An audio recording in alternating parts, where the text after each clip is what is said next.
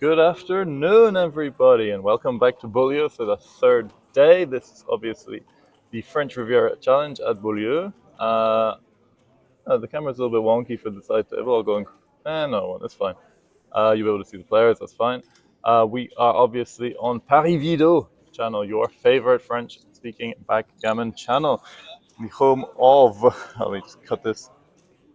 The home of French Backgammon, home on the online headquarters of the Paris Video Backgammon Club. We meet every Tuesday and Friday, 38 Avenue Victor Hugo in the 16th arrondissement of Paris. If you're ever around, come and join us. We also have a third spot which opens up on a Wednesday evening in East Paris, Café de Paris, in the 11th arrondissement.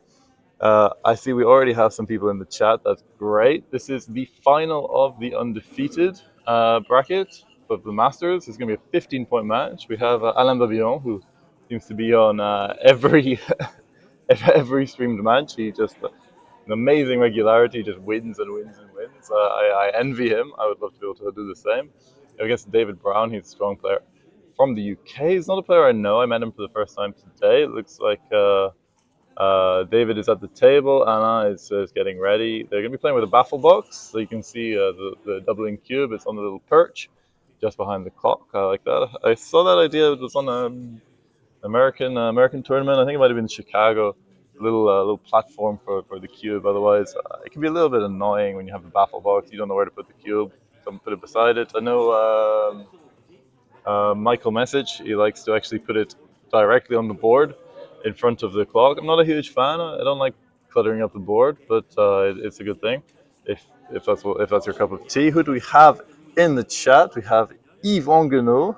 He is a player from Toulouse, strong player, great friend of the channel. We have Olivier de Saint-Angel, of course. He is based in La Rochelle. He organizes many tournaments, including the famous Saint-Gammon one, not this year, but the year before, by myself. It's a great one. I won a beautiful board. I think it was either Art Gammon or TT Gammon. I forget. Do we have anybody else in the chat? We have Templier 80. I am not sure who that is. Who are you, Templier? 80 is the Somme department, so north of France. So this has been a good tournament. It's the third day, as you can see, it's day 3 of the chat. Philippe Cabarro, welcome to the chat. Yes, so I think there's been five or six rounds already. We have Simon Bargett from Bargett Backgammon, friend of the channel. Philippe Bernez, great. Welcome, Philippe. I'm hoping we're going to have Thierry Cabell as well. He's finally solved his problem of how to actually send comments in chat. So that's great. I'm going to be joined a little bit later on this, provided it's not a very quick match, by the wonderful Chris Gray. Viewers from the stream yesterday will have enjoyed his commentary. It was in the match, I think it was Alain Babillon as well against Stefan. I forget his second name, my apologies. There's been a lot of backgammon players, a lot of backgammon action this weekend. So, Alain Babillon, every French player knows who Alain Babillon is. If not, I will introduce him. He is a very strong player. He's in the French national team, a former professional swimmer. He's now retired, but I'm going to say almost professional backgammon player. He seems to be in every final. He always does very well. Former French champion, I think that was 2021. And he was German national champion last year. There's a big German Open, which I think is either in Frankfurt or Hamburg. I'm not entirely sure. I was tempted to go this year. We'll see. There might still be. Oh no, I think it's already finished. That would have been just a couple of weeks ago. And yeah, thanks for joining us. I know that there is the European Cup, Euros in football at the moment. So if you prefer your sport a little bit more sedate, a little bit more intellectual, then welcome to the channel. We're going to have some excellent backgammon for you. I'd like to hear if anyone has actually played David Brown. He's not a player I know very well. I'm going to just quickly see if I can find his WBeef statistics, so I can maybe get a better idea of who he is. I should have really done my homework a bit before. I had plenty of time. Instead, I chose to go for a walk because the French Riviera is a beautiful day. So We're in the Casino de Beaulieu, but you're on the south of France. You should really go out and get some sunshine. Otherwise, it's a little bit of a shame. Okay. According to Simon Bargett, David recently won the Blackpool tournament, which is one of the main annual backgammon tournaments in the UK. So it seems like he's a very strong, very reasonable player. I don't quite know his PR. I'm just gonna check. If you are unfamiliar with the with WBIF, I recommend going to it. You get lots of great online tournaments, national and international, and all of the results, PR, win, loss, it's all logged, so you can get a good idea of who's playing, uh, how they are doing. It's good. So David Brown, a little bit of trivia. Another David Brown, not obviously not the same one, was actually the founder of the Aston Martin automobile company. And if you've seen the Aston Martin DB12 or DB8 or whatever, the DB actually stands for David Brown. So a little bit of trivia, so you'll have learned something today. Still very strange commentating in English. I'm not used to it. As a follower of the channel will know, I am mostly a commentator in French. So it's very, very strange. I've asked. We might have Sam Mizutani on the stream as well. I know he has a doubles match to play. Chris Bray is playing in the seniors tournament. The seniors tournament is I think it's a 7-pointer, single elimination, and it is absurdly for anyone over the age of 50, which I think has got to be around 90% of the players, in my humble opinion. The seniors tournament should at least be retirement age. Otherwise, doesn't mean that much. We have Mrs. Bubbles from Switzerland. Well, apparently, yeah, according to Simon Bargett, he plays between 3 and 8, so a little bit volatile. We'll see how he plays. I'll see if he adapts his game to Alain. I know Alain has something of a reputation, maybe not so much against players overseas. Certainly in France, you develop you develop a kind of reputation, a name for yourself, and it can intimidate players. So you get an advantage before even sitting down. So David Brown, I don't actually see him. It doesn't look like he does any BMAP. We have a John Brown, Len Brown, Martin Brown, Tim Brown, and Valeroy Brown. We have a Daniel Bruni and a David Broomfeld, but it doesn't seem like he does many BMAP at all. I can go have a look actually at Alain Babillon while I'm here. He's a strong player. He's been in the French national team for a while. He actually came first in the team selections. He played an average of about 3.5, which is very strong, which is better than his average, I believe. I think he's closer to 4.5, 5. He's not actually technically he's not the strongest player in the team. I think it's three grandmasters in the French national team. We have obviously Tristan Remy, the G2, who is here today. And we have Martin Frédéric Kahn. I think he'll be going to Stockholm. He's G3, and Stéphane Chenevière from La Rochelle, who should also be going to Stockholm. There's a women's team as well being sent from France. I'm not sure if the UK is sending a women's contingent. It'd be good to know if anyone is aware of that. Simon, if you know if there's a women's team, that'd be good. I don't actually know many strong women players in the UK. I'd love to hear more about them. So where am I going? I'm looking for Babillon. It's a huge list actually of players. I can see the players are there. I can see Alda, the tournament director. He is explaining some things to the players. The basic rules of backgammon, how to move the checkers, what the cube on by the clock is for. It's the standard. So Alain Babillon. All right, here we are. It takes a little while. But yeah, this is a 15-point match. Standard clock settings, 2 minutes per point, 12-second delay, so 30 minutes on the clock. Alain plays pretty quickly, I'd say. He's an excellent checker player. His intuition for checker play is generally really exceptional. Where he tends to lose equity is actually he plays a little bit too quickly and he can miss cubes. His take passes are generally pretty strong, but yeah, it will be mostly the cube decisions. He can be a little bit slow to send cubes. I don't know if this is actually to do with the opponent. Maybe it's a deliberate thing. I'm not sure. But yes, yeah, there you can see Alain is on the left in the light blue polo shirt. David is in the right in the light jacket and baseball cap. Looks like he'll be wearing headphones. I don't think Alain wears headphones. Yeah, Alain has he's actually his average in BMAB is in the mid fours, very strong. He plays a lot, very talented player. I'm looking forward to commentating this match and to watching it with you guys. Do not forget to go to the the Facebook page for the tournament to get up to date brackets. Obviously, the undefeated bracket is coming to a close. You can see both players who are still in it. I haven't had a look to see who's in the second chance, but that should be quite well evident when you go there. Let me go find the link so I can give it to you. All right, link is copied and everything. It's a setup.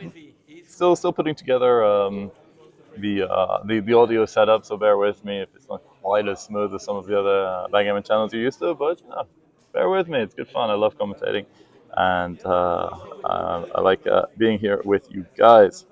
All right, hang on. Let me get to the chat. I can see Olivier de Saint-Angel is active.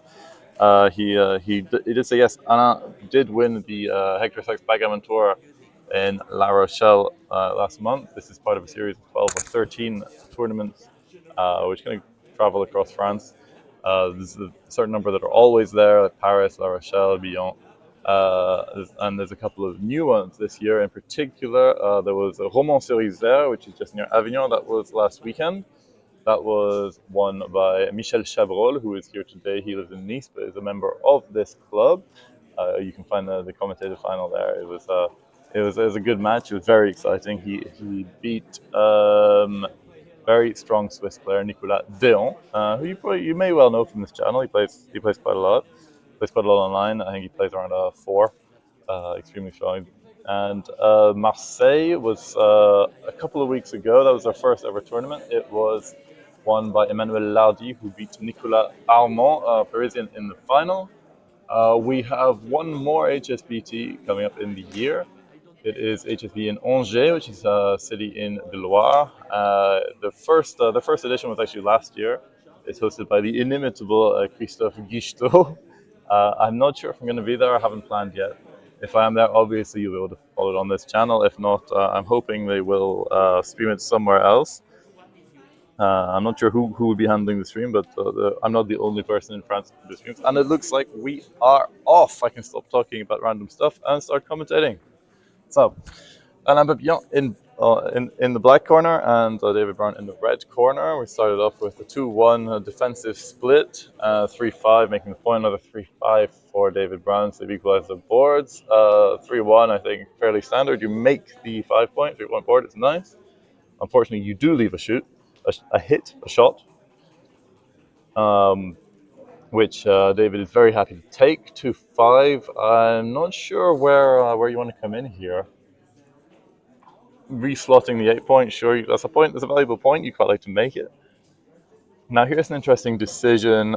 Evan Borgnon, a great friend of the channel, member of the French national team, very strong player. He lives in Limoges, I think. Welcome to the chat, welcome to the channel. 6-4 is an interesting one. He had a few things he could do. He decides to go for the blitzing play. He could have run, he could have made his bar point. Not entirely sure. He played it quite quickly. 3-6 is a fan, and now you think about the cube. All right, I think Alain does have a decent board, but I think with the racing lead, the good man on the bar, I think that was strong enough for cube. I think I would have sent that. Please tell me in the chat if I'm wrong. But, I think it was at least worth considering the cube here. Now he's got a 6-2. He can run out, maximize his race, or he can stay back and try and get himself another checker. Yeah, I quite like that. A fourth checker back will give more gammons, but will also lose more games. 5-6 is a beautiful roll from the bar, which comes in and balances out to hit. Double 3 is a stinker.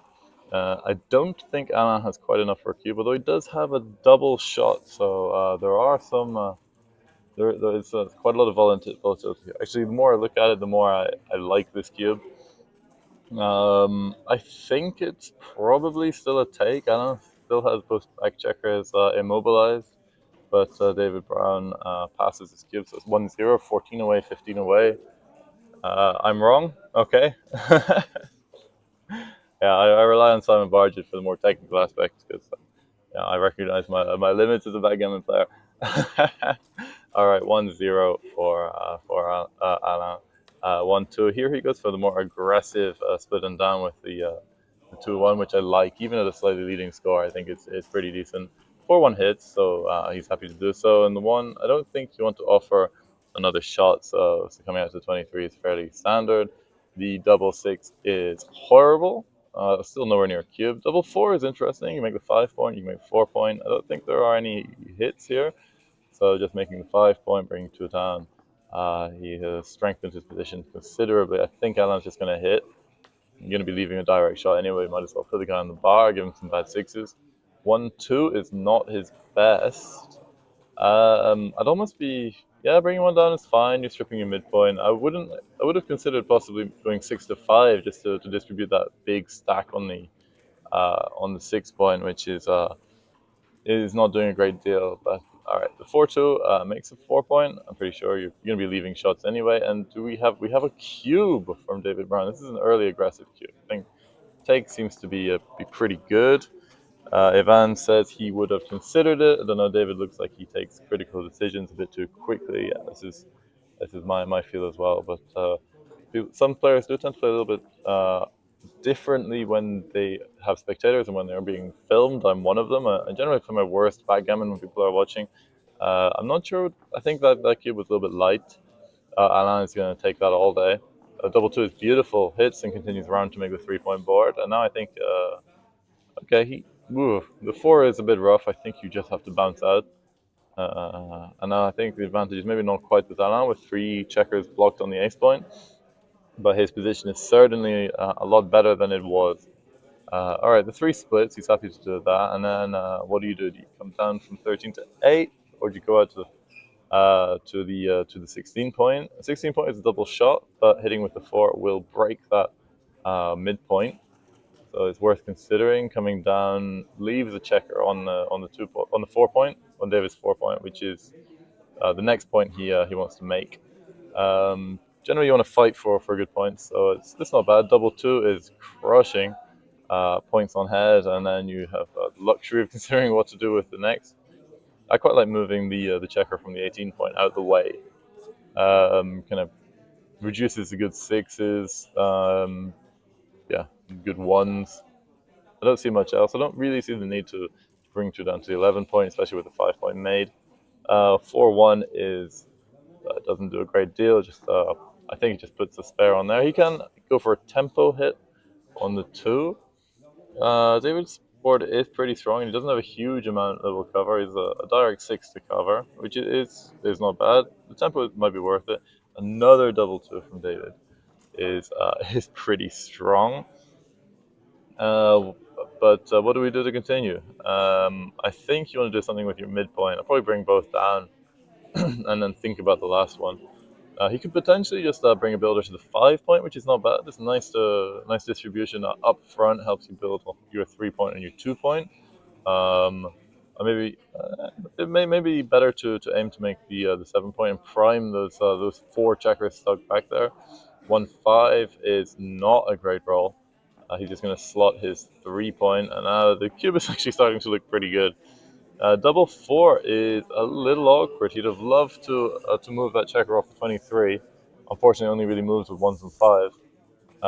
But making the 2 point seems fairly decent. Alain needs to create something quite quickly. That's actually quite a nice roll. Certainly the 6 will come to the 18, and then you think, do you want to use the 5 to make the 3 point and leave a direct 6? Do you want to bring it all the way to the 13 and leave a shot on the ace? I think I prefer. Oh, actually, he can hit and cover, which is not bad. But he has nothing to cover. Everything is very disconnected. I think the priority here is really just moving something off that horrible stack on the ace point. I think the 6 has got to be there. You just do not have the men to continue an attack here. Do you really need a tempo? the main threat, I think, is either David Brown just escaping, which could be potentially solved by hitting him, or making the 7 point. Yeah. Evan is complimenting my English. Apparently, it is strangely fluent. Yeah, I have some experience in English. Okay, so 3-4. Two down is fine. He's bringing people in the zone. What hits? 6-2, 6-3. 2-3 is not there. Do you split to the 22? I think you probably do. It's just too rough having that. You can make the board. It's decent. Now just making it easier for him to lead, to being better sixes. Not entirely sure I love that. But double three, does that do anything here? Can he make anything? He can't make the 3 point. He just bring some checkers in maybe. Put one on the 4. Put another one on the 5. You might actually crack if you can't roll a big number soon. I think any 6 is probably going to get hit. 4-3 is a whiff. I'd probably come down to the 9 or 10 and hide the bot on the 8. I don't like leaving a direct shot, giving him a tempo hit as he comes out. I think coming down to the 3 might be decent, and then just bringing that into the 4. Well, it does duplicate your 2s. I think it probably just gives you a bit more coverage there. 5-2, he can make his 3 point, or he can come out. I prefer the 3 point. He's got time to come out, I think. Now he's got the perfect 5 point board. 3 checkers stuck on the 24 point. Tournament director Arda behind me. Hello, Arda. Thank him for this tournament. It's been a great weekend so far. It's going to continue this way. Double 1 for Alain. Let's see what happens. Do you hit? I think you do want to stop him coming in. The switch is the safer hit. It's less pure. It's not as good for containing the checker, but getting a fourth one back will just increase the gammons considerably. 3-4 comes in and probably. I'm not sure you want to bounce out into a triple shot. Maybe just come into the 4 point. Decent structure on David's side. Alain, I think you got a hit here. I don't see much in the way of an alternative. You got to stop him running out. The only real way to win this will be to block that back checker, roll a few 6s, and hope he cracks. So let's see. This is by no means over this match, but Alain is very much in need of some 6s, and David is in need of some 1s. He does not get the 1s. Let's see if Alain can get a couple of 6s here. He does have a 6, not quite the one he wanted. I like having a builder on the 6 point. Maybe just bring that to the 9. Yeah, that's pretty good. 2-6, nope. But Alain would love one of those. He does not get one. He gets 4-1, so that's probably just going to go to the 4 point. That makes a lot of sense. Double 1, okay, he comes in. This is okay. He can probably just move 6 to 3. He's got a beautiful structure in front. The perfect structure if he's bearing off rather against an ace point, which he is unfortunately for him not doing yet. He's going for a valley structure. Maybe this gives him a couple of better 6s, better 4s. That might well be it. I think the hit has to be it. You need to get some time. You need to stop David from running out. Can he roll another 1? Yes, he can. Then he roll a 4, so he's happy that he left one of those. He doesn't have many left. He really needs to roll a 6 soon. Alain would like to come in as soon as possible. 5-3 is a bad roll. Actually, no, it doesn't. It doesn't expose anything. But his structure in front is extremely ugly. He needs a 6 now. He does not have it. He's breaking a 6 point.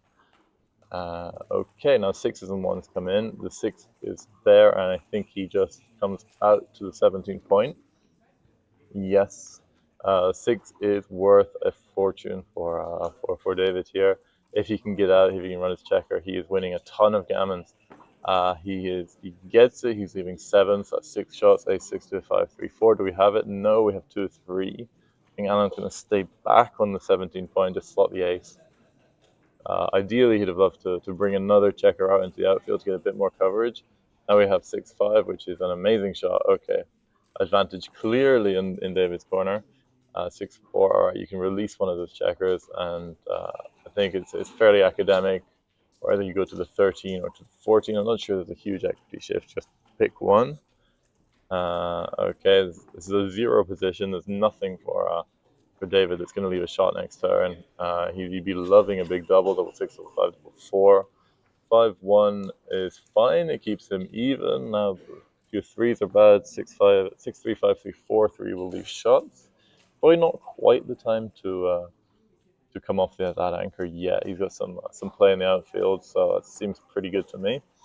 5-1, okay, that's good. He's back to even. He's got 6 and 6. I'm not sure where the hit is going to come from here. And we have 2-5. All right, brings 2 off. Okay, now I think every double will leave a shot. 3-1. Okay, it comes off. I think this is more kind of gammon saving exercise. There are some obviously bad ones like double 2. Goes from leaving a shot to being goes from being a huge anti-joker to being quite a big joker. I think you just switch at least 2 to the ace and then think. I'd probably switch 3 to the ace and take 1 off. So you're even on the outside. You're leaving fewer shots. He's thinking maybe winning more gammons. I don't think there are any backgammons at all here. No, unless Alain manages to roll ones and twos for quite some time. Yeah, I think I prefer just not leaving it to chance because the board is good. You don't need to leave a shot. I'm just wondering how many gammons there are here. Is there one on the bar? How many crossovers is that? 1, 4 plus 3 plus 1 is 8. So, okay, he goes for the gammon play. So that's fine. Actually, yeah, I think he's probably correct. Keeps an even number of checkers, increases his chance of gammons. This double 6 could well save a couple of gammons for Alain. Now he's only got 3 crossovers for 3 rolls. I think he's favorite unless David can pull off a double 2 or better. 5-6 is not going to do it. Is there anything that will lose a gammon? No, there isn't. So this is just 2-1. It was looking pretty sure that David would be up 4-1, but no. Such is backgammon. Yeah, you're never completely sure of the final result until it's mathematically impossible for anything else to happen.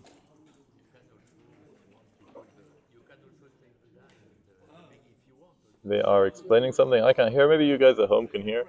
I don't have access to the audio input there. So okay, we have 6-4 to start. So that's Alain to go. He's choosing the big split and down, which is decent. I think at a losing score, I might be more tempted to go and make the 2-point, even at 0-0. It seems, according to XG, to be a slight improvement over the split and down, but I find the games are a bit easier to play when you're not committed to a blitzing game from the beginning. 5-2 for Alain. This is not ideal. He could go for a tempo with it on the ace. I don't love it. Ideally, you would probably want to come in on the 20, try and fight for that point. He's probably looking at any duplication. It's not a great deal. I think he might come down to the 8, bring a builder. He's leaving direct 4s. 4s could hit on the juice point, but not much. 5-1 is good. Builds the 4 prime. Double 6 for Alain is never good when you split your back checkers, and it's even worse when you're primed and can't get out. I think. Did you bring 3 down? Certainly at least 2 down. He's going for the blitzing play. I think this is decent actually. Now he's got 12 in the zone. He's got big stacks. He's not very flexible. He just wants to do this. Oh, and the cube comes from David. This is an interesting cube. It's quite early. This could go badly if he doesn't come in well here. He'd love to come with a 4 or 5. Comes in with ace 3, which is not. Oh, it hits on there. I did not notice the blot on the 13. Okay, 4-3. You can either hit or make the anchor. You're leaving a double shot in your own outfield. And you're blitzing, so maybe the hit is slightly better. I don't really like either of the plays, but I think getting a solid defense is always good. 6s and 4s will hit. The 6 hits and probably just continues out. Goes to the midpoint.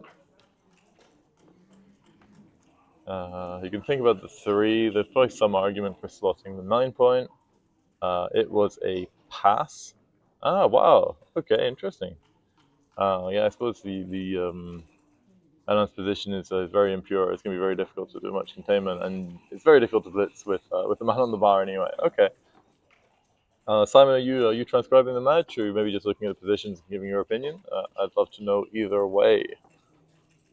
So, all right, 2-5. David is back on the bar. He can make his 5 point, and then probably just step up to the 14.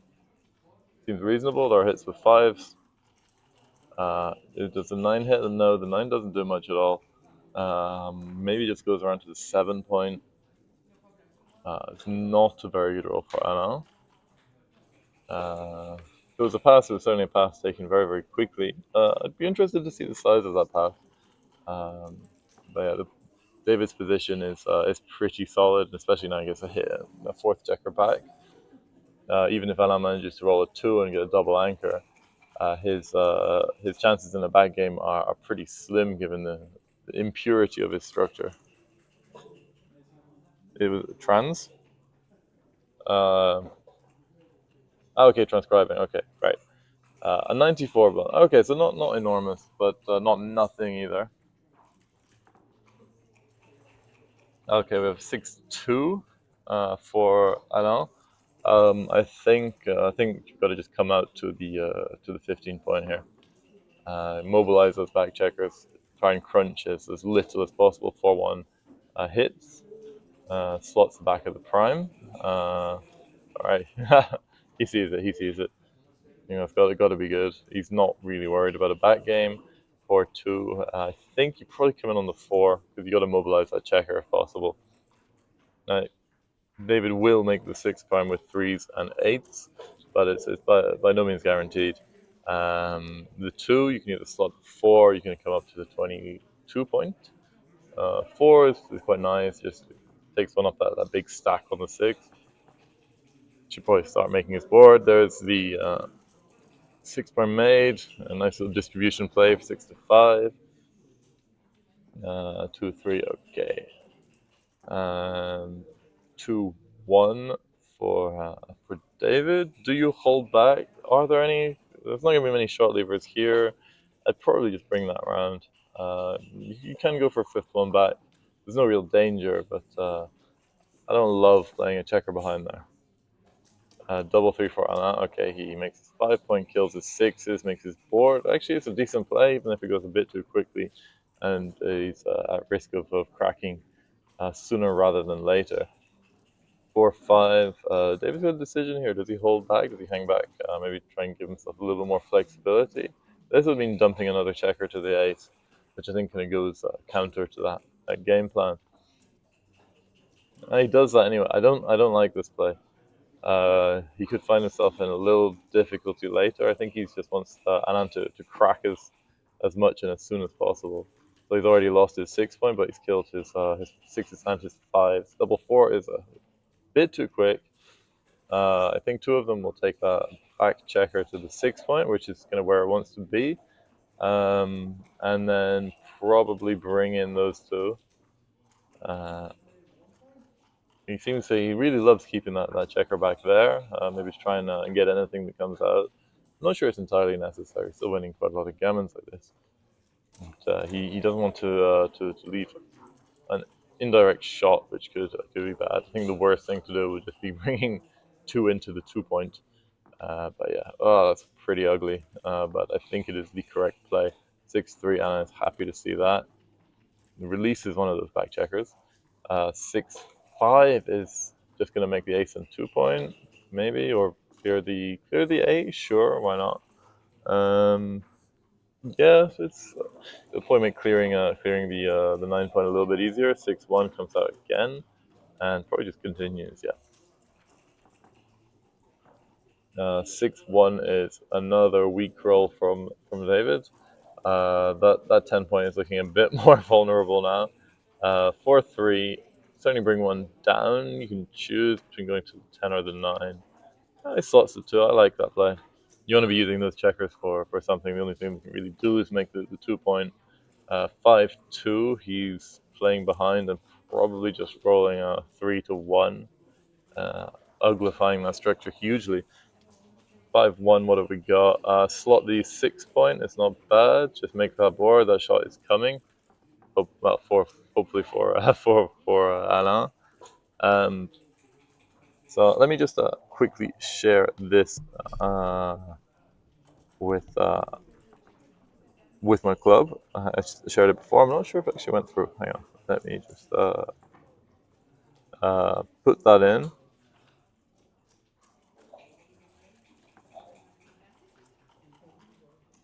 And we have it.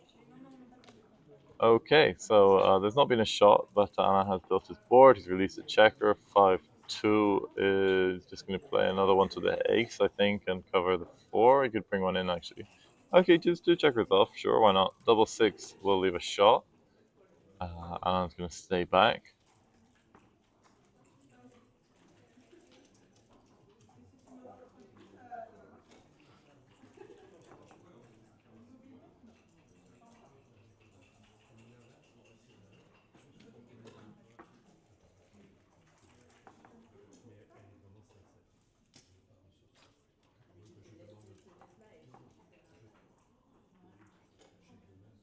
Okay, and I am back. All right, Alain has been forced off his point. He's certainly going to save the gammon here. Yeah. Simon, if you give us a quick update on the PRs, that'd be really good. And then 5-6. Yeah, I don't think there's any way that David is losing this game, although maybe a couple of 3 big doubles is possible. But okay, he resigns, and it is 4-1, 14 away, 10 away. I think David's probably going to start being a little more conservative with the cube. He's had a couple of aggressive ones, which I've enjoyed. Alain needs to ship some big cubes early, try and win some gammons, get back level in the match. We'll see how that goes.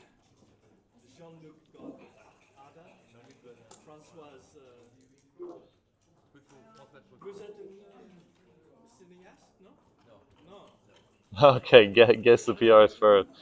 I'd say Alain's probably playing around mid 5s, low 6s. David probably, I'm gonna say 6-7. Actually, no, I haven't seen much in the way of inaccuracies from David, so maybe a bit lower, maybe 4-5, and then maybe slightly higher from Alain, which I think these PRs are going to smooth over a bit. But I'm notoriously bad at guessing PRs, so let's see what you guys get in the chat. Yves Ongono says 3R PR, so 3-5, and Simon needs Jimbo. Great. I've already guessed. I've guessed low 6s for Alain and mid 4s for David. Maybe way off. Maybe way off. Let's have a look. Let's see if Olivier de Saint-Angel wants to guess some PRs, or Evan Bagnon. I'd like to hear Evan's take on this. He's a stronger player than me, so he's probably got a better idea of it. All right, 3-5. I think that's just going to make the 3 point here. 4-2. It's a bit rough. I think you make the 4 point. You might as well build your board. David's not in a hurry to hit that checker with an ace, except double ace. 5-2 is not brilliant. He can bring 2 down, make his 11 point, bring a spare for the 8, which is it's all right. That is not great. I think you should stop, count the race a bit. Might be worth coming out, running and leaving the direct shot, the direct double shot from the 11 and 13. So is that 2.9, 4.9? So who has the 2.9? Is that Alain? Okay, 4-6. For David, this is a little awkward. I think I think making the bar point on his head is pretty good. And the 5-6 from the bar is in absolute beauty. A 3 point board, double 1 It's a decent return, makes it 5 point before he just brings one into to the 7. He could actually step up a bit closer, make it a bit easier to run out that back checker. I don't think there's any duplication here. Now, 1s and 2s are going to hit that checker on the 12 point. So he does that. That's fine.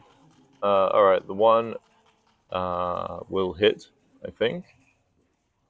I don't see how you can avoid that. The 5 is a stinker. I think you'd have to bring 2 down. The only safe play is the horrendous 14 to 13, 6 to 1. He's going to just check the race. He is actually probably up in the race by now. I'm not sure. These asymmetrical positions are a bit weird. Okay, so he leaves shots with 2 and 5. The 2s are a bit duplicated. 5s are not at all. 4-5 is one of the 5s that misses. Now we're going to be thinking about a cube. I think, yeah, it would have been a pretty soft cube and a fairly easy take. I like covering the 12 point, but I don't like leaving a shot on the 3. So maybe not. Anything else? Maybe just going 12 to 5. Gives decent diversity with your builders. You can hit. David's board would dissuade me from doing it. But this is not an easy roll. He's already got 1 on the bar, so 2 on the bar is best by far, according to Falafel. He does have a slightly stronger board.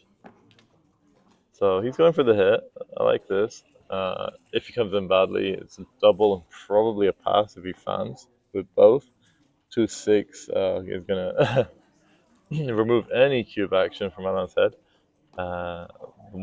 Comes in on the 24, not his best, but he gets to clear up that blot on the 12. He doesn't have much of a choice. A 6 is just going to bounce out to the 18 point. That's for sure. I don't know what else you'd do. I don't think you'd leave a direction on the outfield. I don't think you need to slot it to 4-1. Okay, Alain's going to hit and probably go for the distribution play 6 to 5. I like it. I don't know if David's going to ship a cube here. I think at a leading score it's a little bit big, especially when Alain's got a decent board. 5-2 does very little interesting. Probably just brings one into the 6. You can't cover, you can't make any points, you can't do anything with his back checker, so a bit of an airball. 6-1 just played 12-5 like a normal human, according to Simon. I quite like that. 3-4 is a nice roll. I don't see anything better to do than bouncing out to the 7. You could slot the 4. I don't love it. You don't want to leave a tempo shot with a 3 to bounce out, even though you do really want to make your 4 point and your blot behind the kind of pyramid on the 6-5-4 is pretty vulnerable. Although 3s are triplicated even for the hit recover. 1-5 is another poor roll from Alain. I think he's probably just going to make his ace point.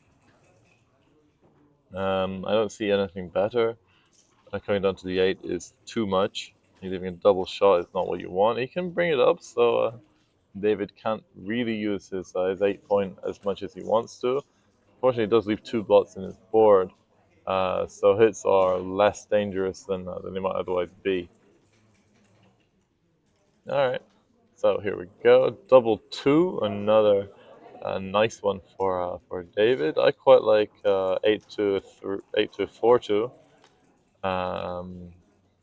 I'm not sure I like leaving the direct tempo hit with the 6 to come out. He certainly covered the 4. That's got to be the first 2. And there's nothing really productive he can do with his back checkers here. And there's no loose hit, so the only real hit would either be banana split, which is not going to happen, and the switch. I think I don't see anything better than the switch here. And someone has knocked the camera, so we can just see the back of Alain. Alright, he goes for the switch. I like this. After this game, I will go and sort that camera out because that just annoys me quite a lot. the camera is actually attached to a chair. It's a little bit near the spectator area, so it's unfortunately quite easily knocked. But okay, 6-5 comes out. It's obviously not the screen that you guys are focused on. You're looking at the live backgammon action. Alain triple blotting his board in preparation to make it later. I think that cube action is interesting here. I think David may be missing a couple of cubes. Even with three back there, that blot on the ace point is doing nothing. And unless he can roll a 3 and something nice, it's going to continue to do nothing. 4-1, I quite like putting it on the 6 point. Gives you, it's a nice place to put a builder. So I would probably do that. There's no hits available. You can't escape a back checker. Ace 1 is another stinker. That's forced, I think. Yeah, David just pointing it out to Alain. There's no other 6 he can play. Tiny coup, 12 on plus. Okay, all right. Now he's thinking like market losers double 2, 4-2, double 5. Any double except double 6, double ace. Well, double 6 is still a decent roll. He'll put him on the bar against 5-point board. Considering Alain's board is very much a board of 2 halves, 1.5 built, 1.5 like blotty wasteland. I think there's some cubes that could be happening soon, especially if Alain steps up to the 21 point. Can he do this? Yeah, I think he has to. He needs to move that back checker, and then 3-2 is pretty decent. He makes 4-point board, equalizes the board strength. 5-3 is not ideal. I think you just make the 8-point and dump a checker to the ace. Is it worth hitting here? There is a blot in Alain's board. He's probably going to count the raise. If he doesn't hit, then he's almost certainly just going to be in a holding game, but with a bit of timing. It looks like Alain's racing equity is actually pretty good. I'm not going to count the pips. So I don't even enjoy doing that in my own games, so I'm probably not going to do it for you guys. This 5-3 is interesting. I think the hit might be the correct play here. It's just too dangerous if he can come out. And we have the one, the only legendary Chris Bray, fresh from his resounding victory in the seniors, I hope. No, he lost to a double 6 from the bar. Double 6 from the bar. It's frequently the worst roll you can get, but apparently not here. No, came in, hit, and that was it. Toast. All right, let me give you a quick update on what's happening. We have 4-1 to David Brown. They're both playing some pretty good backgammon. We have an interesting 5-3 to play from David. He can play a safe play or he can play a risky hit. I'm kind of leaning towards the hit here. But I'll let you familiarize yourself with this. Let's have a look at this. Not hitting is 300 blunder. Yes. And David Brown is apparently missing cubes, of course. I don't like going to the 2. No, you're putting a checker out of play. No, and we have Simon Barger is transcribing the match at home, which is always good. 4-1 is beautiful. He comes in, he can't cover that checker, but if David doesn't come in, where's the cube? I think the cube is in the middle. Cube is on that little diving board. I think this might be too good. What do you think? What have we got? We've got 4s, we've got 4s, we've got 5s. Yeah, with 2 extra blocks, I think you can. I think I would have played on there. Yeah. It's worth a roll. Yeah. 2 base errors in backgammon match play is to make a match decision based on money play, and the second one is forgetting to play on for a gammon. Yeah.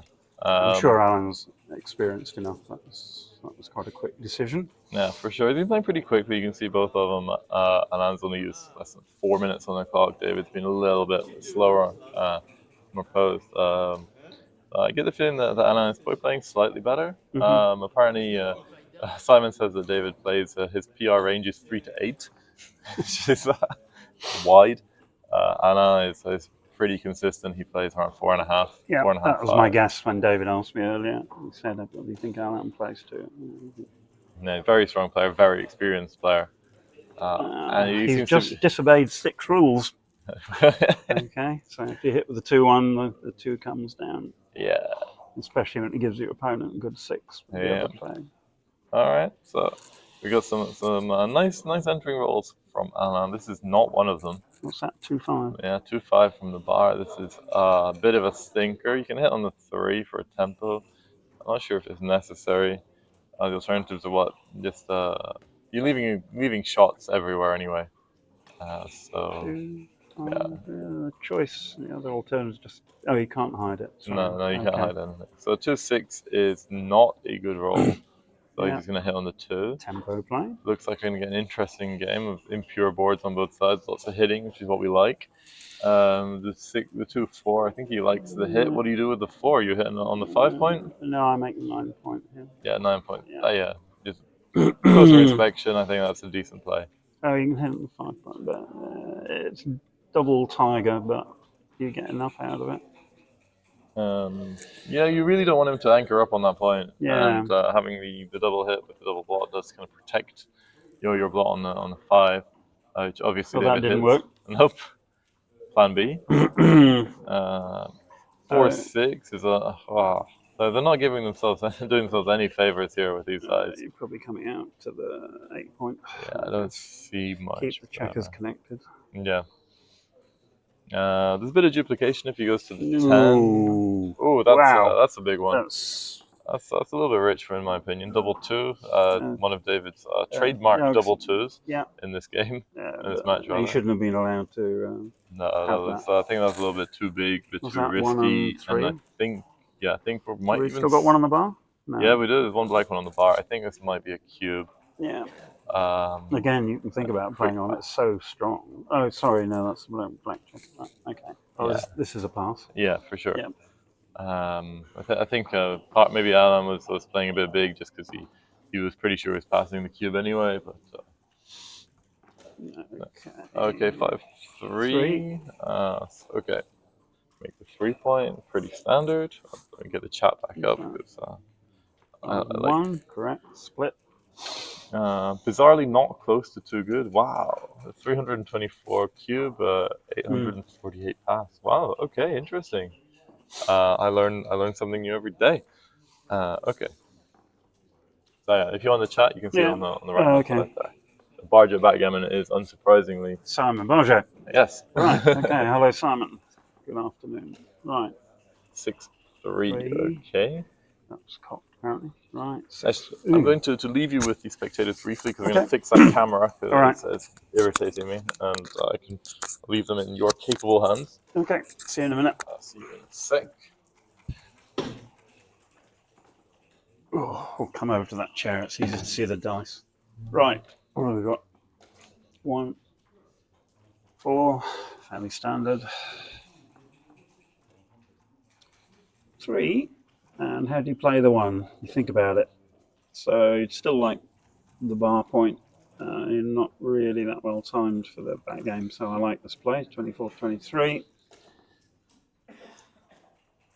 4-2 does not hit, but it makes a 4 point. Okay.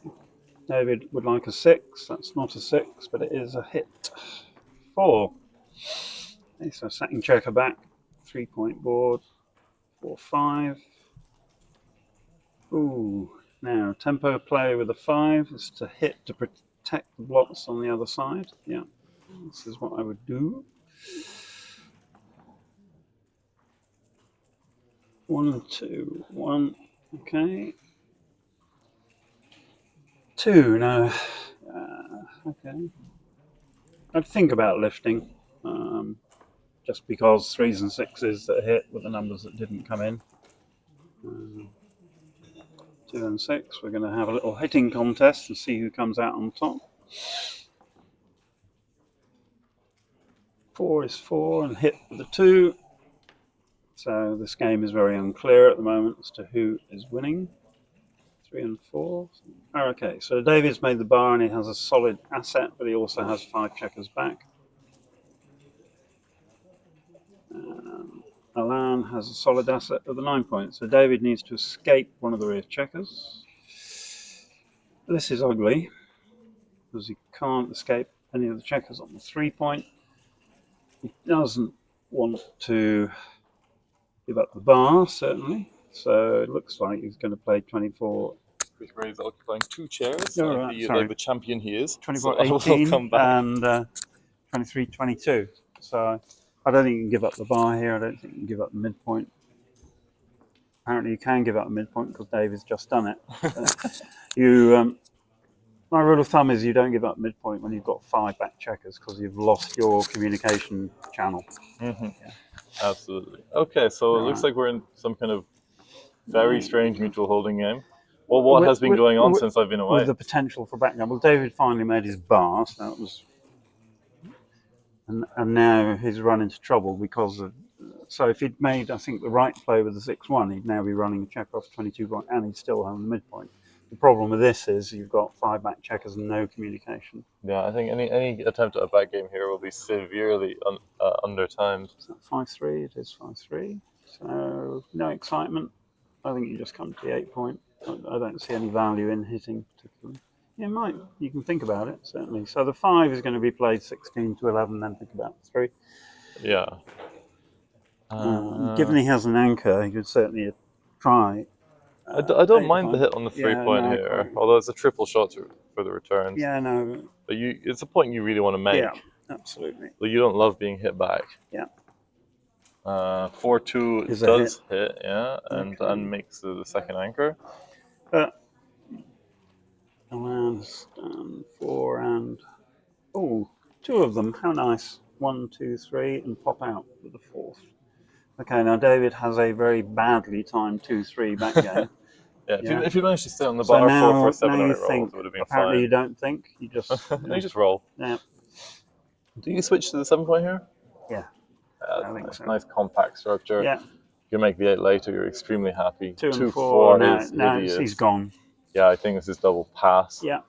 It's not quite too good, I would suggest, but you've got to double this. Yeah, there's still enough work to do. David knows enough to pass this. Yeah, and he passes that pretty quickly. I think he's quite relieved to see that cube.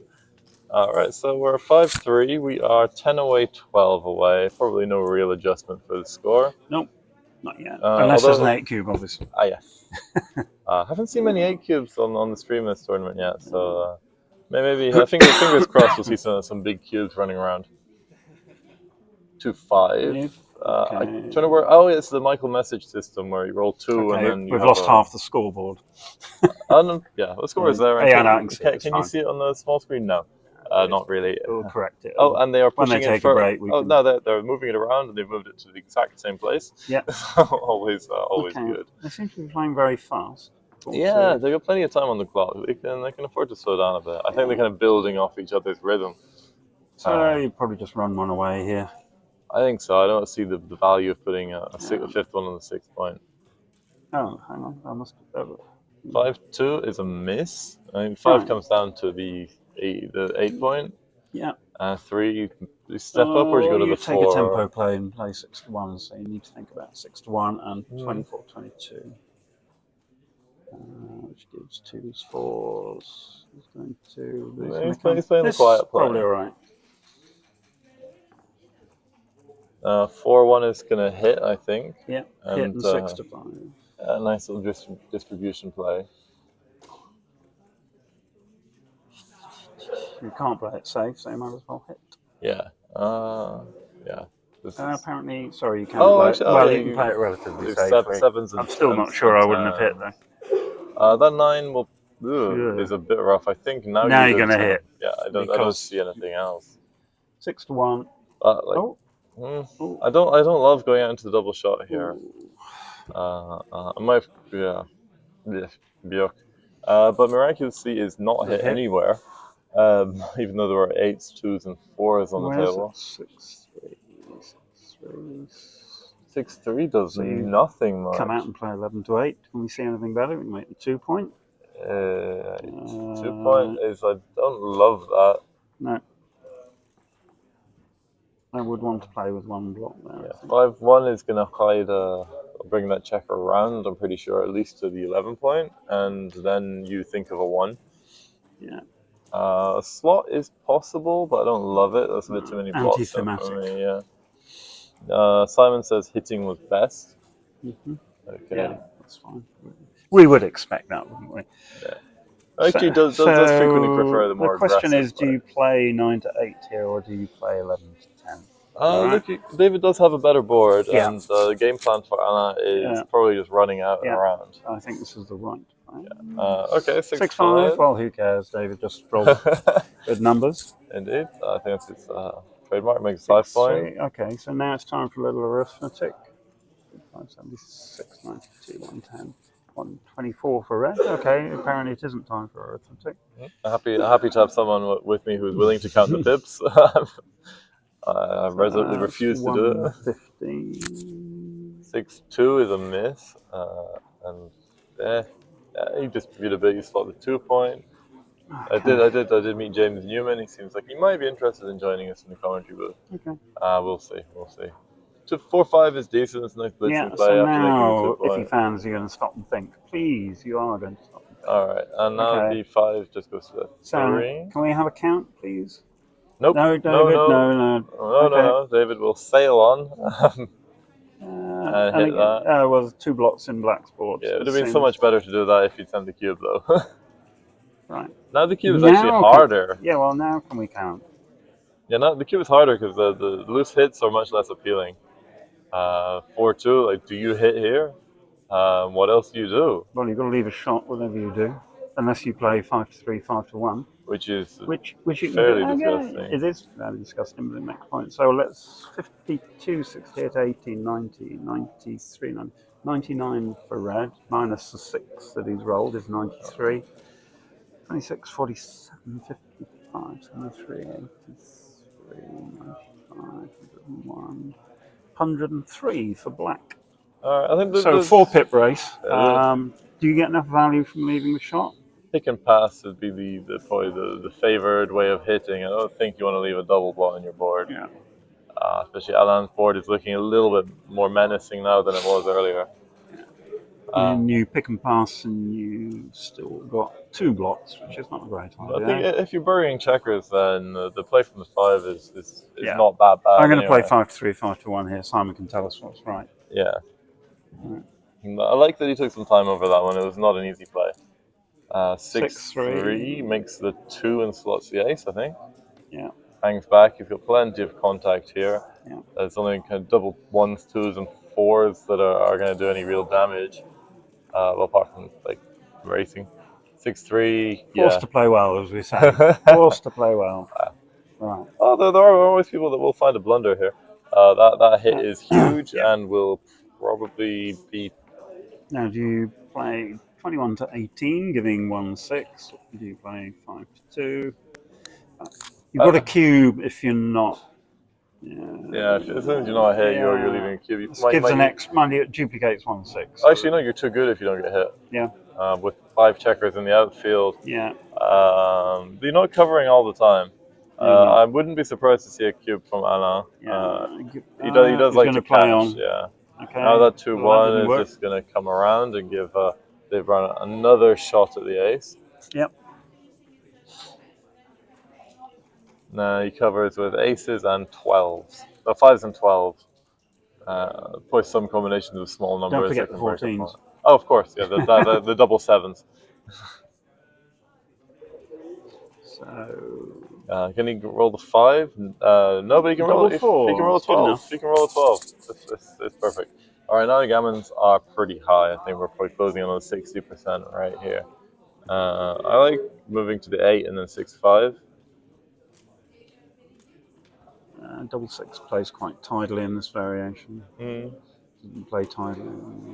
Yeah, I don't always play just for double 6 because like frequently when you play for just double 6, you kind of miss more frequent rolls. 6 to 4. 6 to 4. There you go. Yeah, he doesn't want too many more of those. But I think he's probably got at least another 2 double aces before he cracks. All right, double 4. That's not bad. Bad. Yeah, go for gammons. You didn't send the cube, so you might as well do it. So, all right. Can he come in with a 6 quickly? No, but big doubles will leave a shot. Now he's odd on the 4 point, so any combination of 6-5-4, any combination of 6-5-4 at all will leave a shot, even doubles. 6-1 is beautiful. Yeah. Double boxes. six. 1, 2, 3, 4. We'll save a couple of gammons. It's got 9 crossovers versus 9 crossovers, so basically He needs another one. It needs another double to save the gammon. Alright, 6, 5. Yeah, does shift some traffic, but still just you still need a double. Yeah. 3, 1. All right, there's a gap on the 3, which is actually nice. 2, 1 followed by 3, 1 would be fine. Always dream. 6, Oh, 1. here you go. Okay. Yeah. That's still all right. Field. 2 in. Yeah. Slot 3.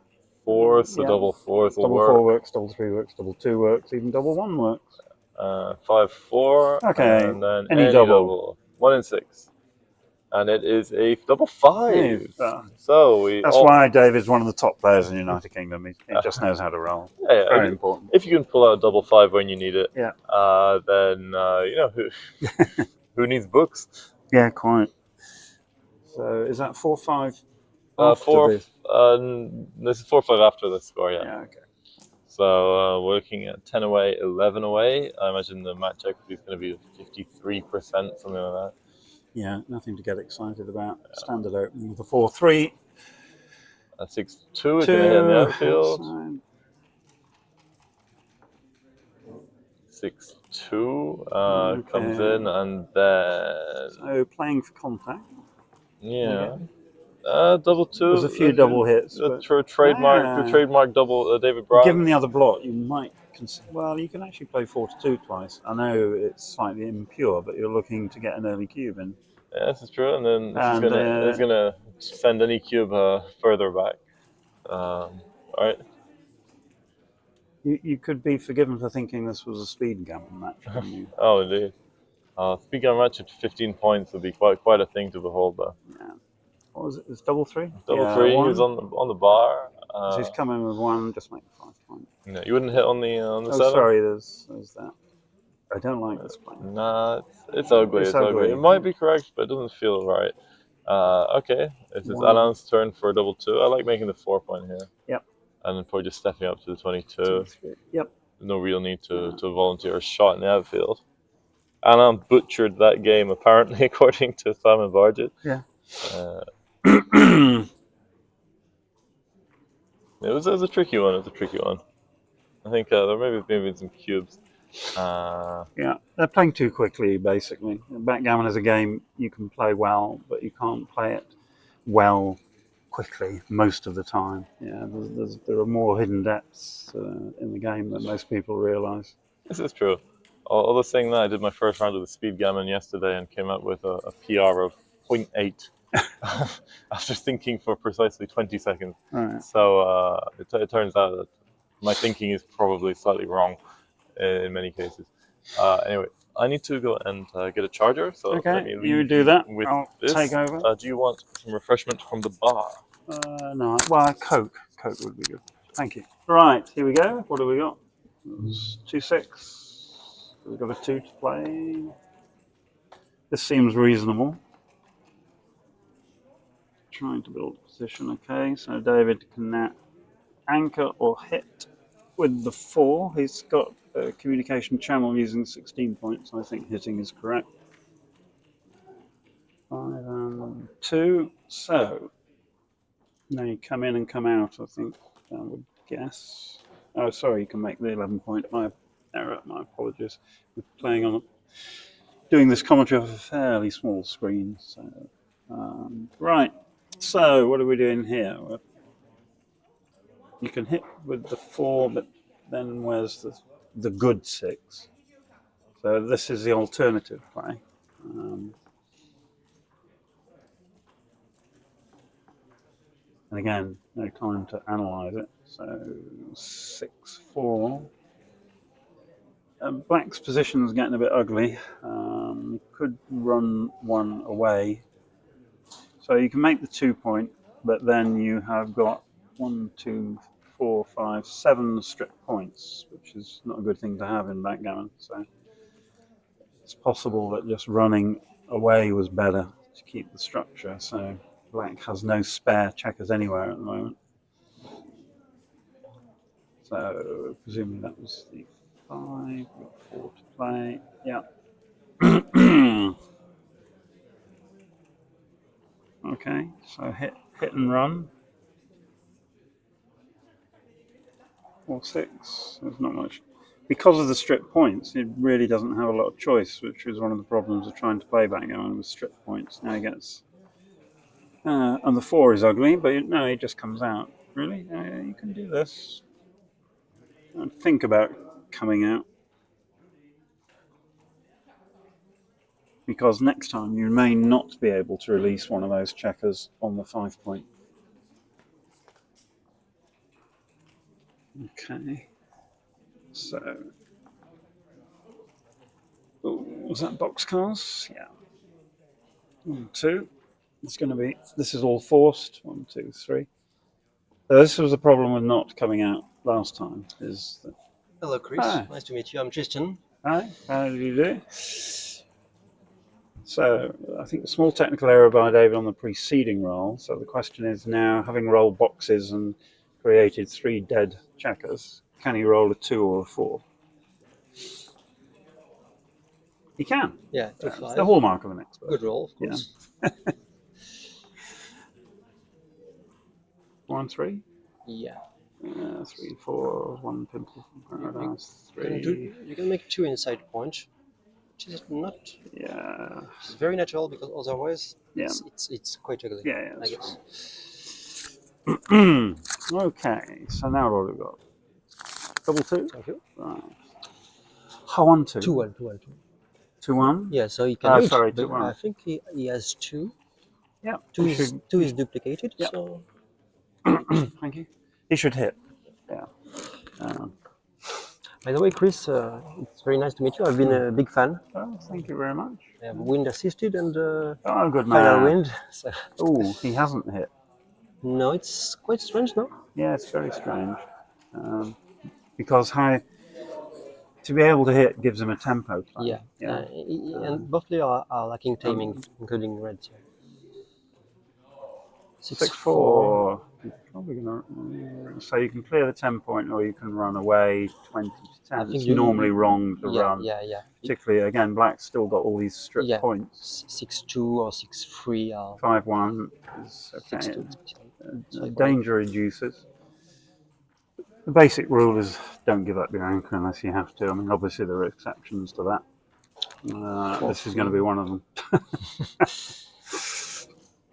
Yeah, because otherwise you either play 8-1 and you let. Question is, do you make the double falcon or just run with 1 checker? I think I'm running with 1 checker. Yeah, I have to agree. Especially you are kind of duplicating the 5. Kind of. Yeah. Backgammon is a game of risk and reward, fundamentally. So that's a good 4. Yeah. He's gone for the double falcon. If you don't know what a double falcon is, it's exposing 2 checkers in front of a point. And that has worked. It's rewarded. Okay, and the other play would have worked. So now we don't know if it's the right play, right? Yeah, sure. He's in better shape now, though. Cool. But, yeah. I'm not sure which screen to look at now. 6-5. So where is the cube? The cube is in. The cube is in the middle. Yeah. Oh, come again. Right. Generally, have take with that. Let's have a little bit of think, David, please. That would be really good. Yeah. He's had a think, and here is the cube. Generally, take with the deuce point with a hole, but here you are lacking. You've got your 5 points missing. Yeah. You are kind of lacking timing with your board. So maybe it's a drop. I'm not sure. 6, 85, please. Yeah, Evan, it's me. It's. 288. Okay. So there's a 13-pip race. So black has to basically hit a shot, get a shot, hit a shot, and then he's got difficulty containing it. So it's this drop. Is correct. Yeah, I agree. Yeah, I mean, it's Tristan Remy, member of French national team. So I'm a reigning world champion indeed. Thank you, Evan. Who is? No, my friend is asking if it's me, so I just answer. Okay. On 5. Dance. No cube, of course. You ran with 3-2. 6-5. Okay. 3-2. So I guess we make the 8 point. you can make the 8 point, or we can be a little more expansive and play one. You've got 5 checkers there, so Oh. now basically he's got an attack, and now You have to.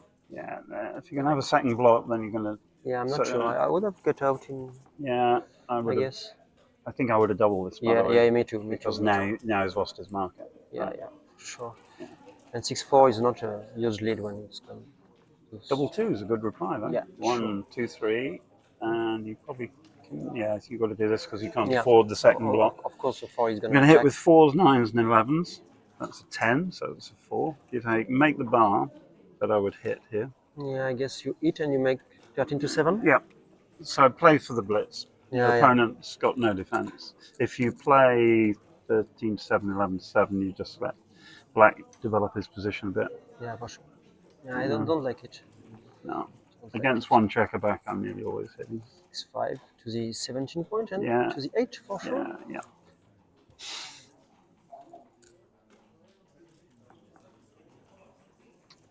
8, nice roll. Yeah. But that earlier 3-2, by the way, could have come down with one and split. Yeah, So sure. that was. And again, you've got to think. You've got to take the time because each. This has to Right. be a cube. This is a cube. I guess. You've got to cube this. Too many gammon if you. Apparently not. Yeah. That You falls have through. 2 each, I guess, with the 4. 4. Yeah. And the 3, I don't like it, but 10-7, I Yeah, guess. yeah. 10-7 because you haven't got anything else. Yeah. One checker back, you attack. You prime an anchor, attack a lone checker. Fundamental rule of backgammon. Especially you have a blot. Yeah. And you have the better board. Yeah. So. So it just plays 10-7. If he fans, it's over because of the gammon threat. 5-2. He hasn't fanned, so 5. Has to Oh, sorry, eat. 2. Sorry, Eat, of course. 2. And 5. It's Is ugly, there a but checker on the 12 point? yeah. Yeah, yeah. 6 checker now. For 6. Oh, 6-4. Terrible roll. And Alain is back in the business, for sure. Oh, and yeah. 3-1. Now the commanding position, I guess.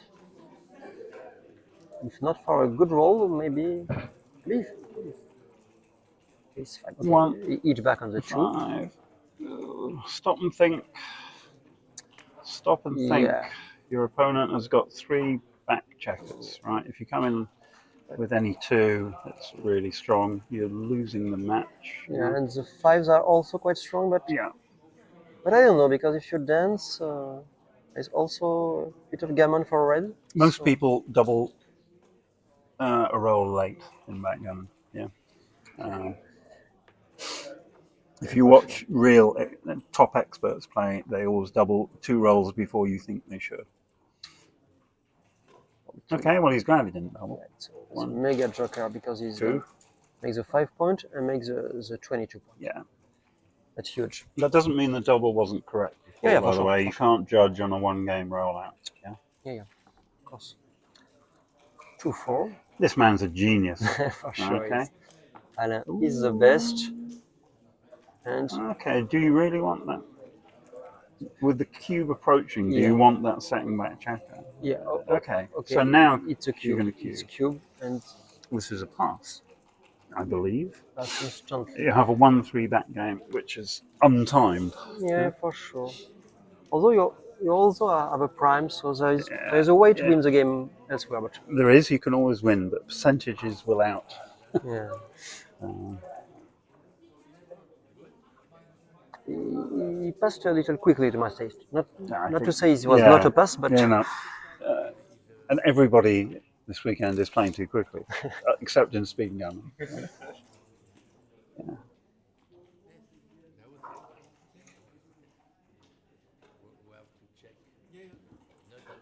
So I've got to go back and prepare a seminar for the English ladies team because they're going out to Stockholm for the World Team Championships, and I'm going to do something around time because whenever I've been watching their matches, they just play too quickly.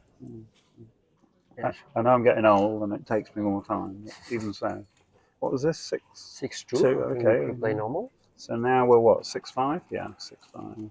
You eat, One. and since you are trailing, Yeah. you're down. Yeah.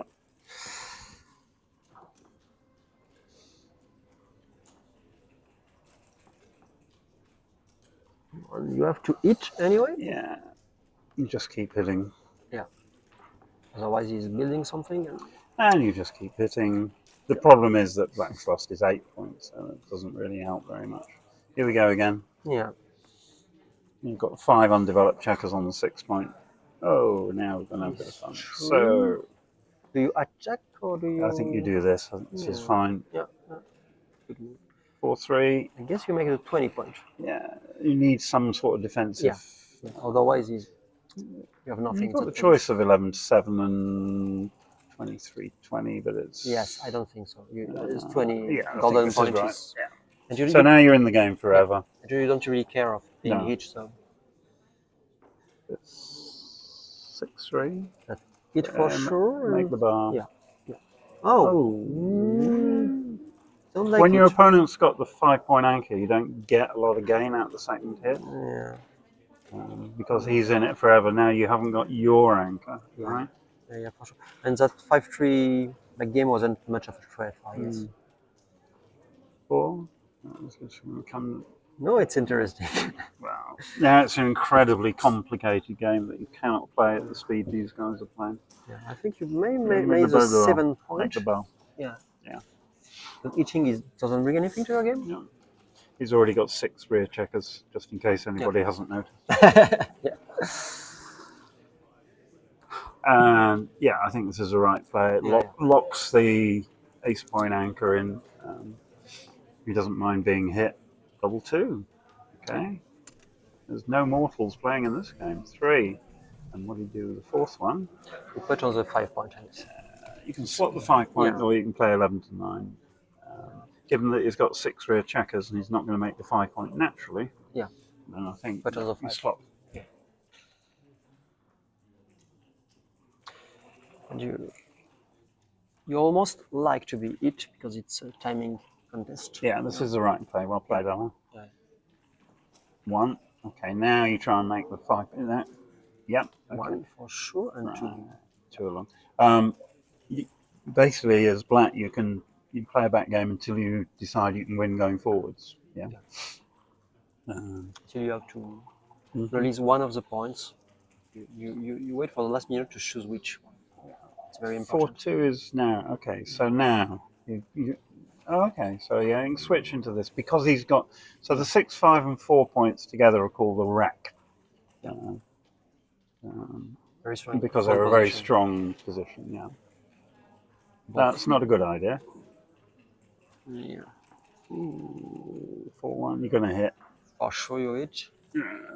4. 11-7. Yeah. Your sixes can be used to run out from the back. Yeah. So 13-9 would be an overplay. Yeah. Why do I keep calling his moves? Yeah. Okay. That's your overplay. For sure. Because you will keep your blood for a lot of time. Yeah. Very often. So the 4 is clear. He said, yeah. So you're going to make the point. I think I don't know what he's looking at. Roberti was writing about that blots are commitment for the next move. Yeah. You will have to hide them. So this is the 4. Now I don't think you hit 7-2.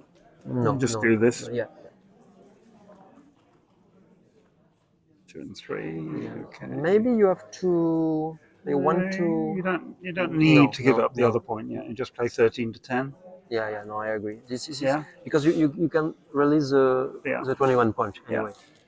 Red has 2 checkers that can't do anything useful, and they're the ones on the 6 point and the 8 point. Now, because David did what he did, he was able to put one of those checkers to work. Or come down with a 3. Come down with a 3. Yeah.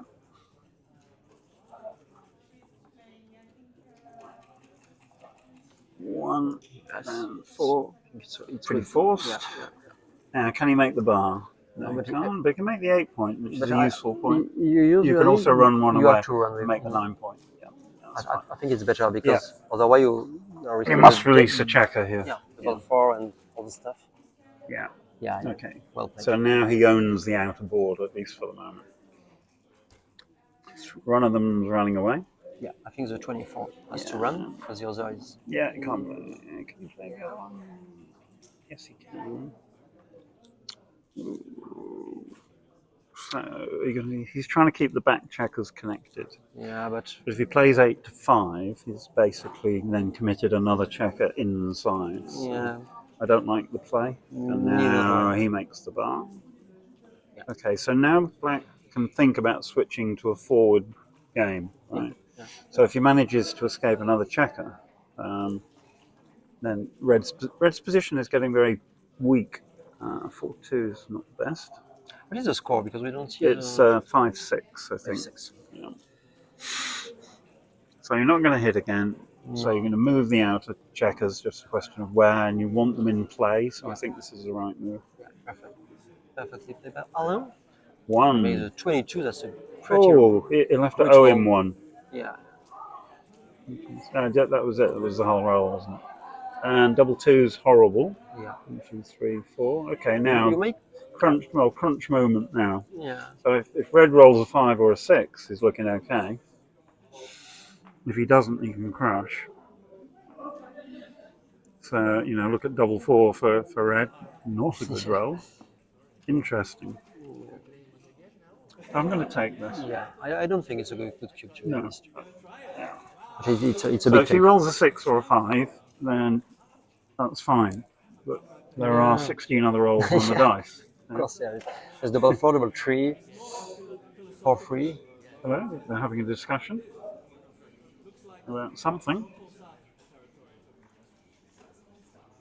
Not sure what. Well, David's taking his headphones off, so it must be serious. Do they need a referee?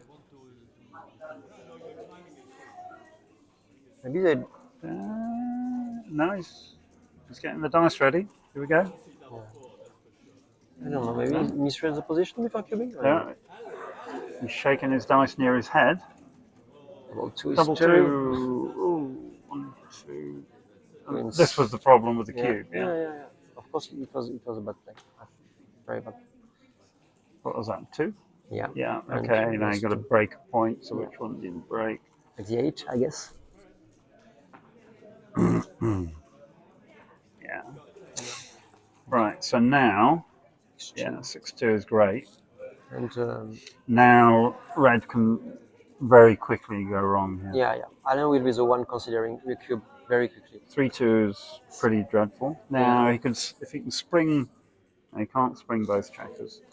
So he's got the choice. He can bring the checker in, or he can make the remake the midpoint. Yeah. Which is So nice. this is not easy. Yeah. 3 and 2 are bad rolls, which you are kind Yeah. of allowing to play. Yeah. So, like 6-2, Yeah. 6-3, we Yeah. hitting. Maybe you just hold it. Yeah. for I a don't like roll. the play, to be honest. I will have. Especially if you roll 3-2. No. For sure. Yeah. Yeah.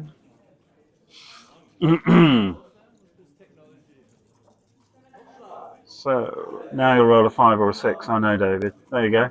Yeah. 6. And 4 inside for 4 sure. and sword. Yep. No choice.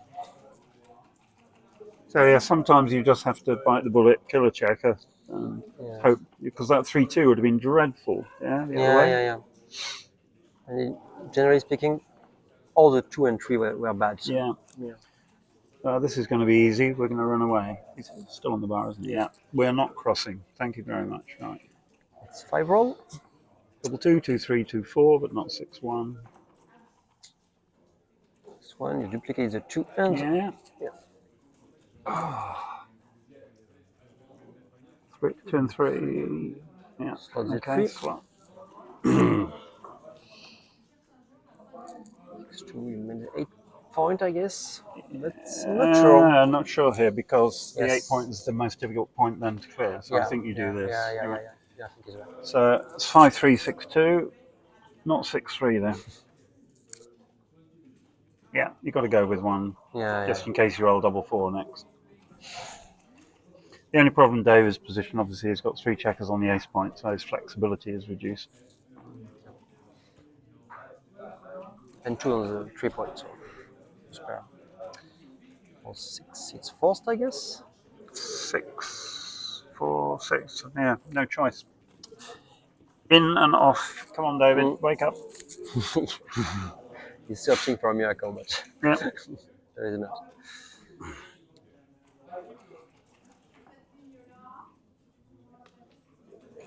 One building since Don't roll 6-4 again. yeah, still a lot of equity for Alain. Yeah. In fact, One, kind of three. position is Yeah. very resilient. The deuce. Yeah, yeah. So, yeah. So, try not to roll 6-4. fours. Yeah. 4-3 is okay. Yeah, but now, 6-4 now a is- hole has appeared. Yeah. Now the nightmare roll is 6-4. Yeah. You're For in a sure triple it is. shot. But of course, if you're very good, you can roll double one in Yeah. these positions now. So double one, you can make the 4 point, or, Yeah. or just put 2 checker on the 5. Yeah. But And then he comes off with one. So these are the sort of rolls that you should really spend some time on. yeah. It certainly should come off the 6 point. With 2 of them, then it's a question of the other 2. Yeah, because you 2, hello. 1, 2. He's playing for the. Yeah. Of course, you can play for the gammon by taking 4 off, but your long-term jeopardy of that structure yeah. is immense. Yeah? think it's too much. Yeah. You have to put 2 on the 5. First at win the least. game, then win the gammon. Yeah. And he will have a lot of gammon anyway, so. He's thinking about it. So 6-5 twice, and some of the 3s later on could be a problem. But equally well, this gives him time to bear off a couple more checkers. Yeah. So you have to compare this play with just having played 6-4 in the first place. So you've got less crossovers here. 1, 2, 3, 4, 5, 6, 7, 8, 9. He's got 12 crossovers. 2, 4, 6, 8, 10. Alain's got 11 crossovers. So the gammon will be very close, and therefore you can justify actually taking a risk to try and make the gammon. That's too big a risk, in my opinion. Yeah. Okay? But again, I've often been proved wrong when XT has a look later. Extra checkers offer worth a lot, in fact. But so this is what I would play. Whether I'm right or not, we will see. Okay, new plan. One of them's going. 1, 2, 3, 4. saving 8-2. most of the G's. Yeah. But the 2 point, I guess. Yeah, 8-2. No immediate roll, but next move there will be a lot.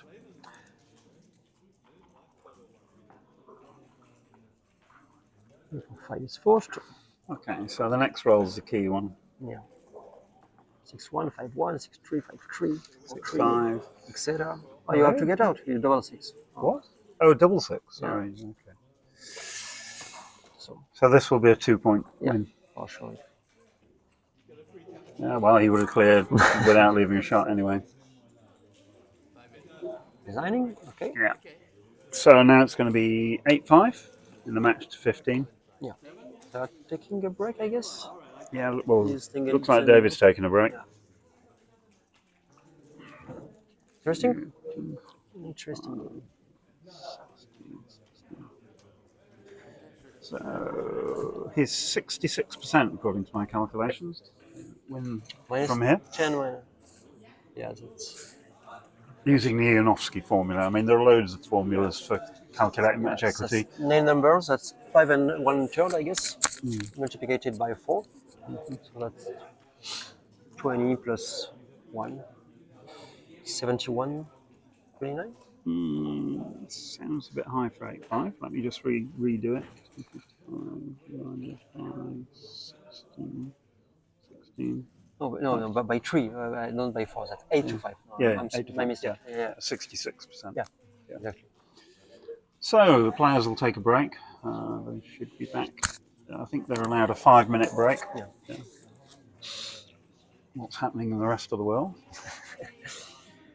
Everything's falling apart. It's very easy. So let's not discuss the French election or the British election. No. Yes, that would be terrible. We do that all the day, actually. Yeah. But you cannot do that, so I will. I highly recommend Chris' books. I think the first is What Color is the Wind? There is 6 books. Last one is Final Wind, right? Yeah. So altogether, I've written 9 books. 9. Okay. Yeah. Sorry. Don't worry. But backgammon. So I wrote Backgammon for Dummies, which is in the yellow and black livery, and then they're very prescriptive in how they get you to write the actual prose. So I wrote my own book called Backgammon to Win, which is the bestseller, so to speak, because that's a primer for anybody to read. And then there's whatever it is, seven win books, I think, altogether. Available from my website, www.chrisbraybackgammon.com, where I also post a problem every Monday to Friday with a solution the following day. And then I write for the Times, London Times on a Friday, and I write a weekly article for the United States Backgammon Federation as well. So I do a lot of writing, a lot of teaching, a fair amount of playing. This has been a disaster this weekend. Yeah. But you always take a position which is complex, and it's always coming with a little story. Yeah. Does it Sherlock Holmes? Sometimes it's Yeah. the Watcher of Duchess, or Yeah. I don't know what. And it's very enjoyable to read, very pleasant, and educational for your players, including very strong, I have to say. Yeah, thank you. The one book I would recommend that's just come out is Dirk Schieman's To Hit or Not to Hit. Yeah. I think that is a phenomenally good book. I'm on my second reading at the moment, and I've learned as much from that as any other book I've read in the last year or two. I think we've had 4 really good books in the last 12 months. So there's that one. There's the third part of Roberti's How to Play the Openings. I didn't get that. Yeah, you've got the Backgammon Masterclass with Moshi and Wilson, and you have your French gentleman, François Tourdieu, with a very, very good book as well. Yeah. And again, I like the format of that. And all of these books are actually produced in nice, very suitable, nicely bound, and very readable. Yeah. Dirk in particular takes a very structured approach to teaching. His first book, His first book, Theory, was a masterpiece. A bit complicated for most people, I have to say. If you don't have a maths degree, the theory of backgammon's a little bit tricky. I do have a maths degree, and it's still tricky. But it's very solid ground. Yeah. That will stand the test of time, basically. Sure. Okay. It may not teach you a great deal practically that you can use, but it will help you to understand the game, to think. And to reinforce the point, you can play backgammon, quickly, and you can play it quite well, but you can't play great backgammon very quickly or even mildly quickly. There's too many subtleties. It's why there are 2 super grandmasters in the world, Moshi and Dirk, which means they play with a PR average of 2.75 or under. And anybody can do that on one day. But on the long run. But to do it consistently over a period of time, that's the mark of true backgammon excellence. And the difference really between some of the stronger players and some of the weaker players is the stronger players really don't make that many blunders. Yes, they'll still make blunders, but they'll be few and far between, and they will understand in any position what they're trying to do. I mean, here there have been a couple of times where the game plan seems to have been wrong. I mean, for want of a better word. And here comes Alain, who had managed to fill in the intermission with a bit of luck. Alain, top French player, French captain of the national team. He's my captain, so I have to respect him. He's playing extremely well. I played for the UK team a couple of times in Trier and the one in France. Sorry, I can't remember where it was.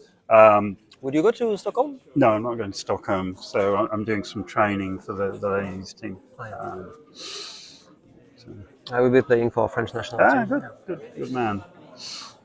Now, the UK, strong team. We've got 2 very good young players now in the UK. Oliver Squire and Rhys Hodges. We'd like a few more. Get people off their laptops and Game Boys and God knows what else, and get them to play a proper game. I played against Oliver Squire in Copenhagen. He's a very strong player and nice guy too. Okay, so Alain should win because David's not there. Oh, here he is. Perfect. I played against Alain in one of them, certainly.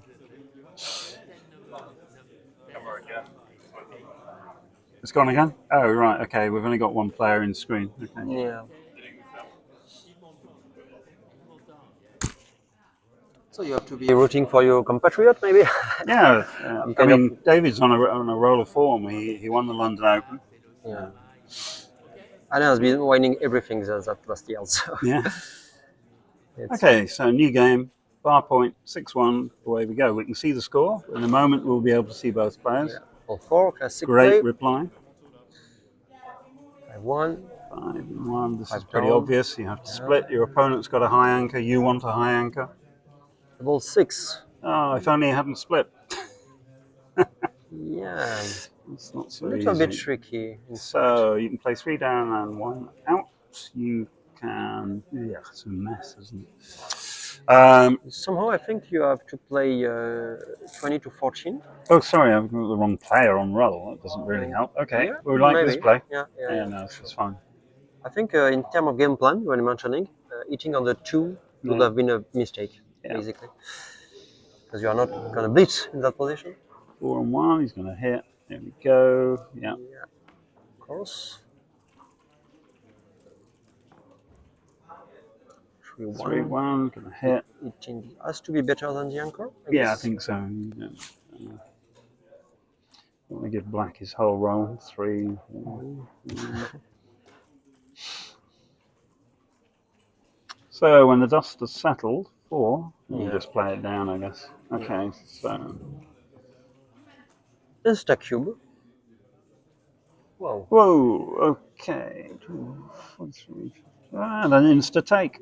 Yeah. Okay. I think the take is quite easy. Yeah. I'm not sure about the cube, but I don't know. Maybe. Yeah. So this is a mutual high anchor game. Sitting there waiting for a double. For the moment, red commands the outer boards. Oh, it's a great roll. Yeah. 6 and 4. He's not really doing much. You're probably going to make 2 points. Yeah, because Slotting's just unnecessary, I think. It gives black the opportunity to go with the tempo. Yeah, and you like to keep your 16. Okay, so we're not getting these right, Justin. Right. Okay, so herein lies the problem with the 6-4 play, because otherwise that 6-1 would have been slightly more awkward to play. Oh, double 3. Excellent. Yeah. See, David knows how to roll. This is the important thing. 3-5 is good also. Oh, okay. So now David can end up with a badly timed back game. Yeah, which he does. Okay. So what have we got? 5-4, 4-5-5. It puts checkers on points you don't really want them because you've already got them there. Sometimes against a back game you put on the 10 point, but here maybe you're okay for the timing, so you don't need that. So do you slot 2 or do you make the 3?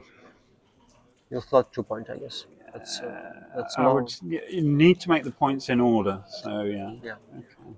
Typical back game play. You play pure. Yeah, absolutely.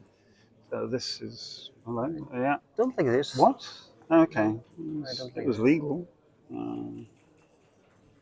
Oof. 5 is a bad. This is So if David can roll a 6 in the next roll or 2, then at least he's alive. So here, 12 to 11, 8 to 5. You don't really need to leave anything, and you don't need flexibility. You may, though. You could play 11 to 7. Yeah. But I don't know if 11 to 10 and something else would be a big mistake. I'm not sure. There you go. Interesting. I don't know. You really want that point? I mean, no, but if you roll 6, it's not bad to be it. It saves the timing. Yeah. Okay, now what's he thinking about here? What? Oh, sorry, I misread the dice. I think. No, you 6-3. Well, so probably going to play 2 10 to 7. Yeah. You haven't got much choice really. You want red to crash. And one of the rules I have is once the guy has made the 1 point, the back game will never be well timed. So you don't need to leave anything. No. I mean, you can play 8 to 2, 9 to 6 here. Yeah. Yeah. And that's ugly. save yourself some timing. So this sort of position and the type of play where we're sitting here talking about it, trying to work out what the best play is. Ask Moshi, he'll probably tell you.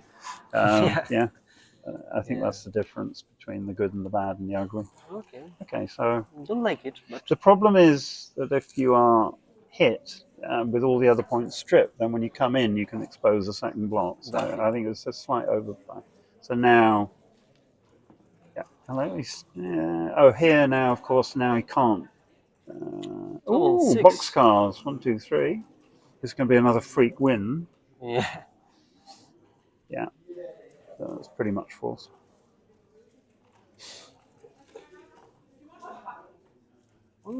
One. So David can roll a 3 and a 1. Double 3. 1. Okay. 2. And you Yeah. come in or play. So you can give the 3, 5, or you can just come in. It's 3-6. Yeah. You probably want to make. Yeah.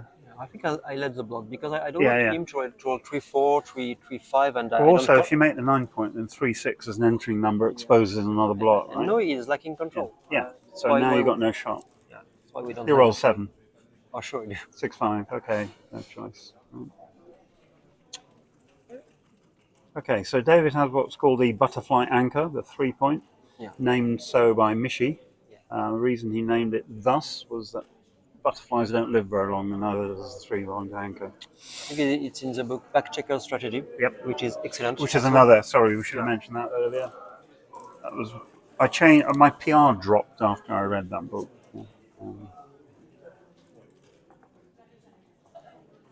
Or 3, just come home. You just want red to crash. Yeah, for sure.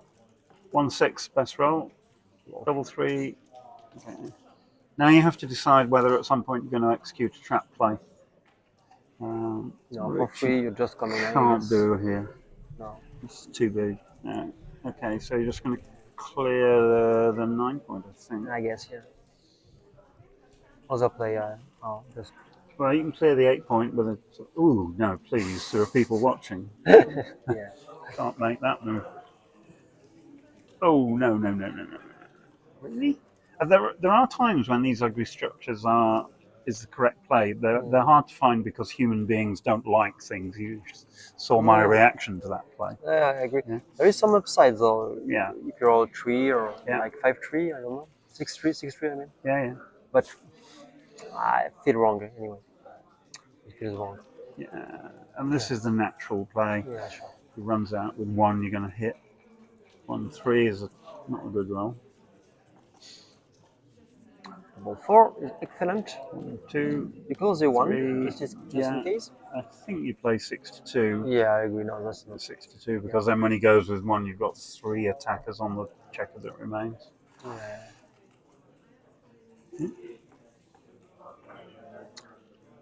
Force play.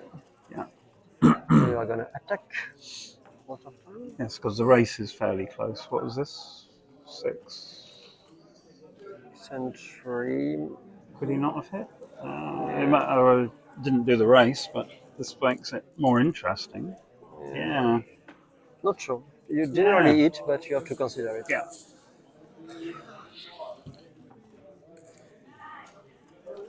And he should have at least 4 checkers off by the time David gets home, and he's got a fairly speed board himself, so 6-5 comes home. Mind you, we've all lost these. Double 6, so it's Not easier. this one, though. Easier this one. So it will be 8-7 most probably. Yep.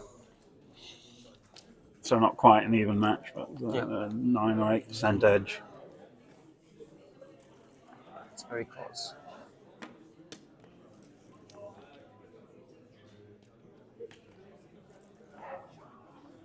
Can't be done. I don't think. 2, 2. If he rolls 2, 1, 4 times. Now, this will be the last roll of this game. Yeah. So well done by Alain. Yep. A couple of difficult decisions in that one. Yeah. Just, But to reinforce the point, there are so many difficult decisions in backgammon. I played my match in the seniors just now, and I sort of dropped a recube on automatic, but because of the match score, I think it was a pretty easy take. I'll check it later. Just played too quickly. Yeah. But it's something difficult with practical play these days with the clocks. You have to play quite quickly, so you have to choose your decision to I once missed a flight home from Malaga because my opponent was so slow. It was years and years ago now. Easy one. Yeah. Okay, now you just have to start to think. I'd probably play 13, 7, 20. Yeah, are you going to do this? 13 to 16. You can maybe? duplicate sixes. I never like disconnecting the rear checkers. Yeah. So early. So what's this? This is double two? 11 point for sure, and then that's fine. And to 11 again. Duplicates fours, I guess. Yeah. And you keep connected. Yeah. Just very straight. Back to it, I guess. What was it? 6, 3. 13 to 7 and and hit. 3. Yeah.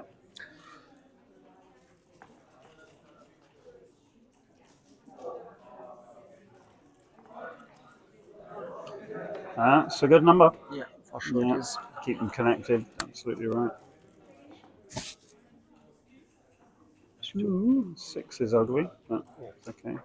No cube for a while here. No. Okay. 15 point. What's a great point to own?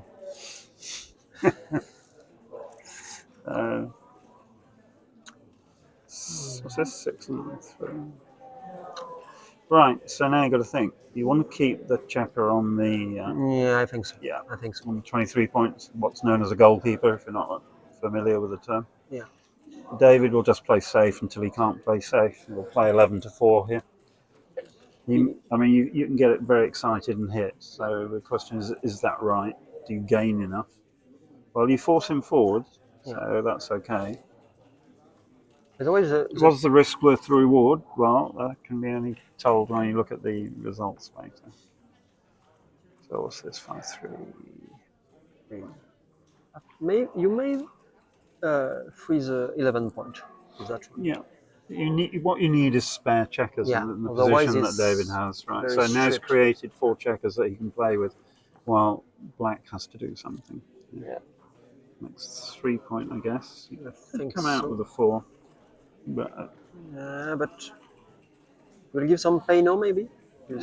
I think it's worth making the point just because there could be some funny numbers here. Like 6-3, maybe. 6-3 doesn't help much, but there you go. Maybe if you would have let 2 blots, you may have did some 3, 2. Okay. And again, you could come out. I know 4-2. It's not beautiful. It's going to play 8 4 3 to 1 here. I guess. He's not going to do 15, 13, 15, 11. I don't think. Not against that board. You don't gain enough. No. Yeah. 8 4. Come on. Right. Good. Off we go. No, apparently not. Ooh, no. Keeping a 6, but it's a wrong idea. For sure. At least you can. What's that? 6-3. That's gaining something in the short term, which is terrible in the long run. For sure. Ooh, so close. That. You just make the 1 point, I guess. Point. Yeah, ace point. Just a bit too big to play 15, 14, 15, 13. No, it's not going to do it. So we'll just sit and talk amongst ourselves while he works out that 4 to 1 is the best play. Yeah. Which is kind of obvious, I guess. In fact, for a strong player like him. Hello. Sorry, got another one wrong. Yeah. I think this is too big. Do you gain enough? No. That's 15 rolls, you think? Yeah, I mean, really too much. And now it's going to be over if he fans. Yeah. 1-6 is ugly. You have to got to play with 1 block. Yeah, you put in the 18 points. That's for sure. Ooh, no. Cube. This may be a cube, yeah. Yeah, I think it's a cube. There's a 2. Anyone 4-3, 6-4. Yeah. 2 blots to aim at. A lot of gammons. Apparently not.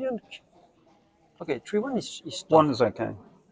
I think you make the point. You may hit. That's not entirely ridiculous. No.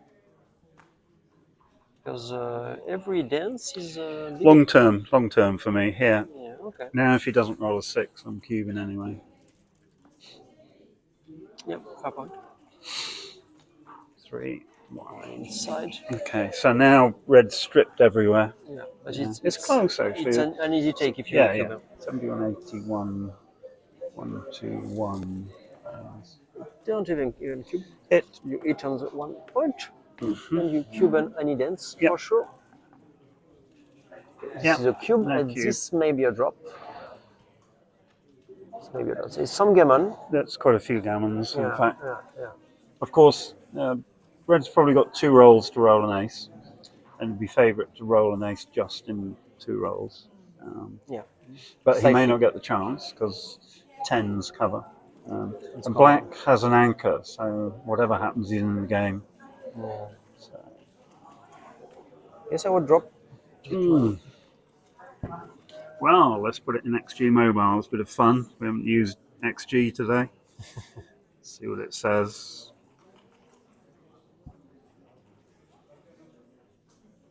What is it? 6, 7. We're playing to 15, yeah?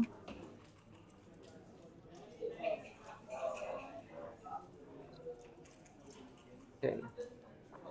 You have most probably at least one roll to roll the tree, so the 1, Mm-hmm. the ace. Very often 2 roll. But These things end up being takes more often than you think. But, yeah, he has a 4-point board anyway. Yeah. But I don't know. It drops. yeah? Ended up dropping.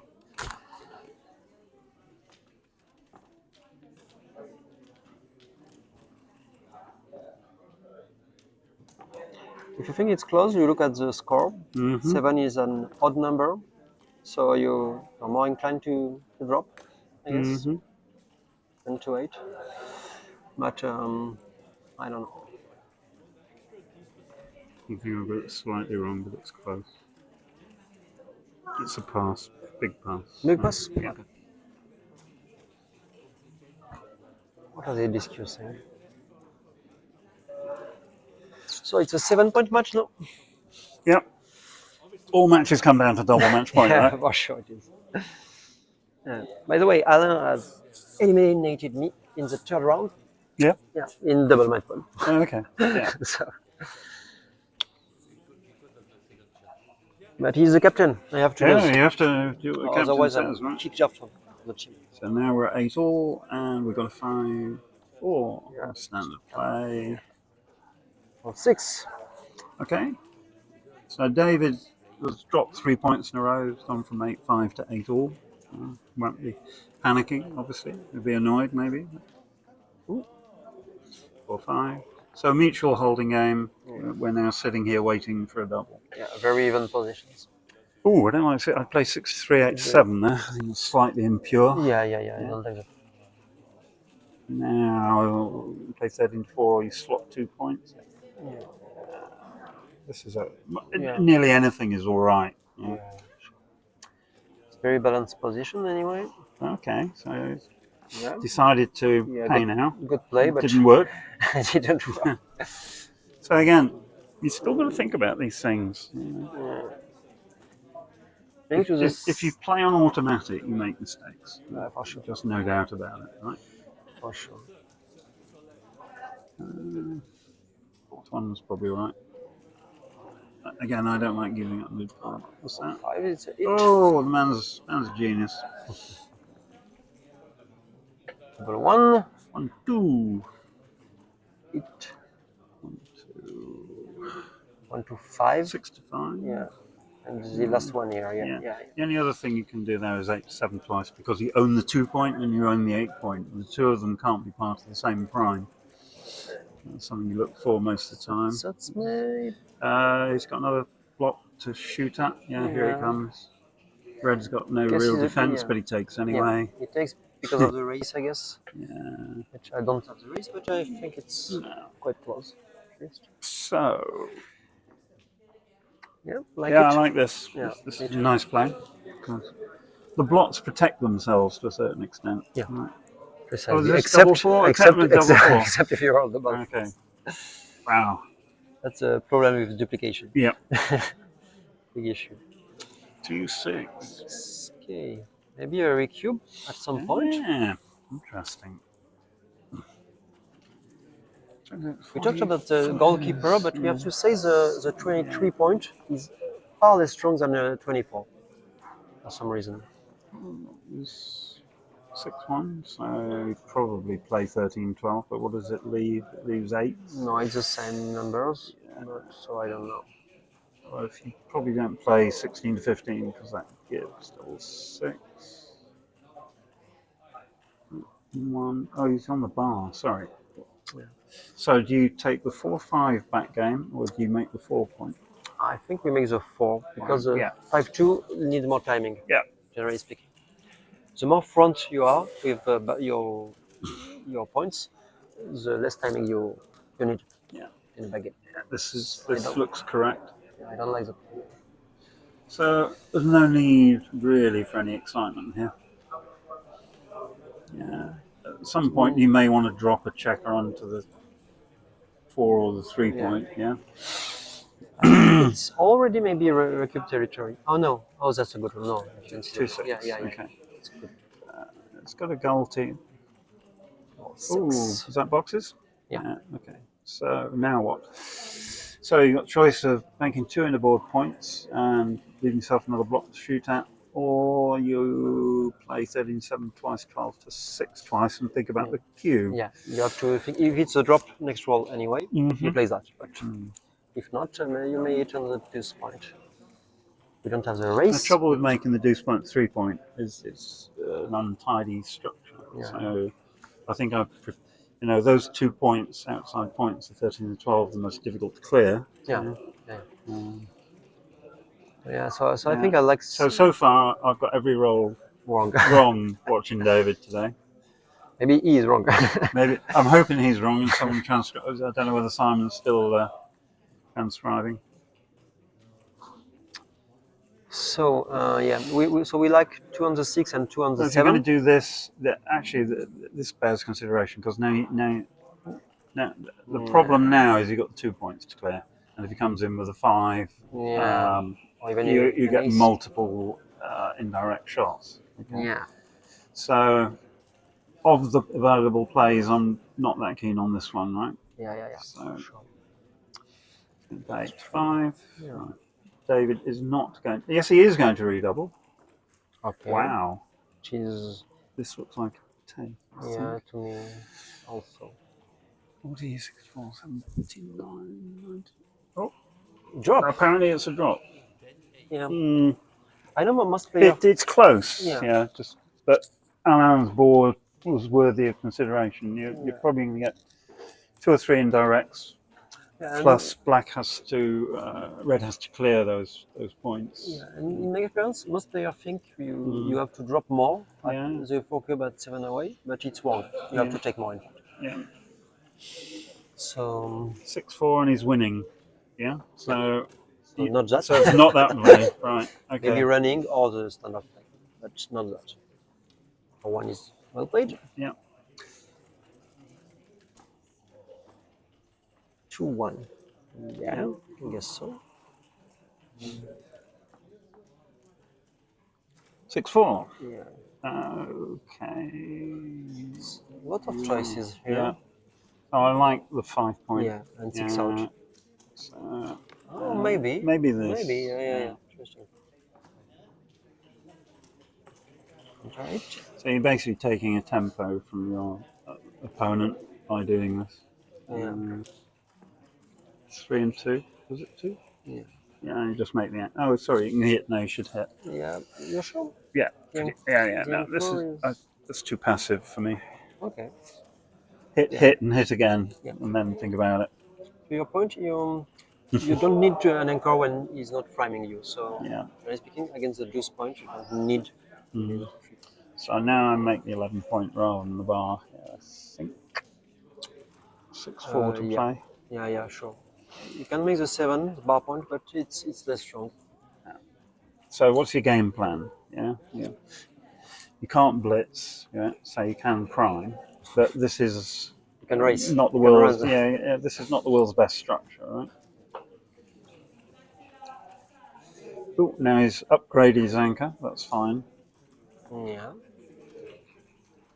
Which would have been not quite so good, but he's playing against 2 back checkers instead of the 1, which You still we run? think that David should have. Yeah, I think it's just because he hasn't got anything else. I think. Yeah, yeah. I'm not going to play the fifth checkers. Yeah. Oh, no, no, no. Oh, Oh. this is wrong. This is not the game plan. This is not the No. game. So you can't blitz when your opponent's got an anchor. Yeah. Now you're going to hit. And Yeah. he, I mean, he has the 5 point. He has counterplay, so. Yeah. So easy to play when you're commentating rather than actually physically playing, right? Sure, sure.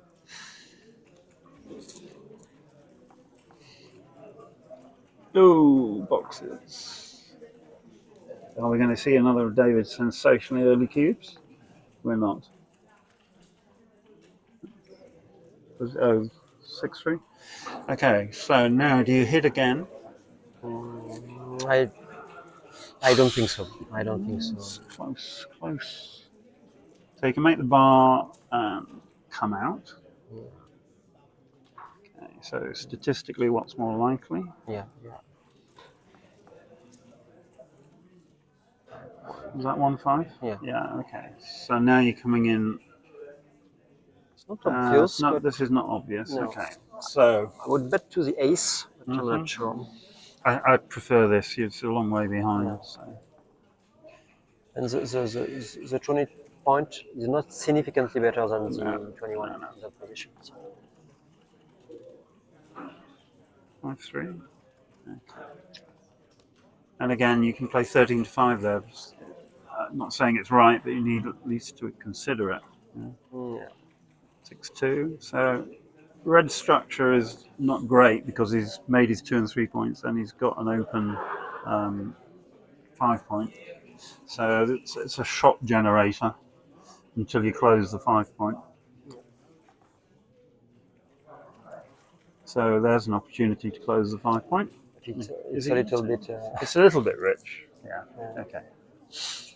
Because black is running out of time as well. Yeah, sure. 6-5. Yes, it's 2 down. I think I prefer 2 down because then you can make the 4 point. Now you can never make the 4 point. Yeah. Oh, what a roll! What a roll! No, he make cube next roll. Well, so now you have. Hello? No. You play 13, 10, 6-4. You will need the 4 point to win the game. Yeah. You can't. I don't think you can do this. Cube. I think you cubed this. Yeah, you cube, and it's not obvious at all if you. Yeah. I would bet it's a drop. I would think it's a drop. Yeah. Yeah. Because you will be lacking timing, and you will never complete that 4 point. Yeah.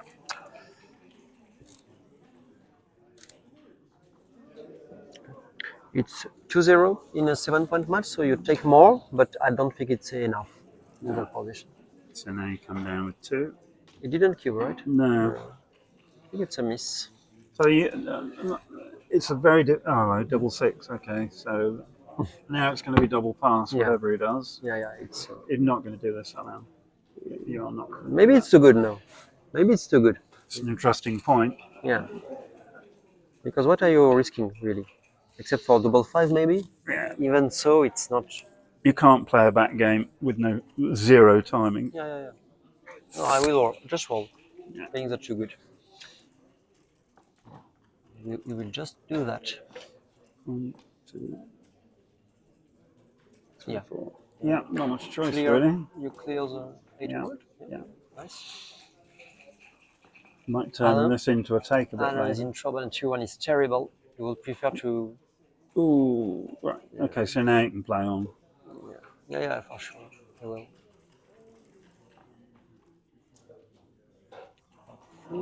Nice one.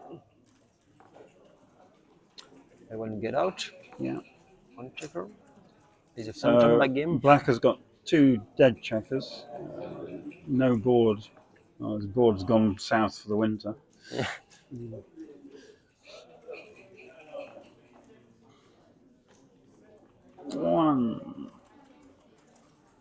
just bring builders to remake the 6.2, 3, 4. Yeah. You can still play on. There's no Yeah, shot for sure. leaving There's numbers. no bad roll. So why would you? Oh, Oh, why? come on, guys. Why? There's a free roll. Yeah, exactly. You roll exactly. boxes, you put the pressure on. Yeah, it's impossible to lose your Yeah. market. To have a take next round. Very strange player. So that's 4 away, 7 away. Yeah.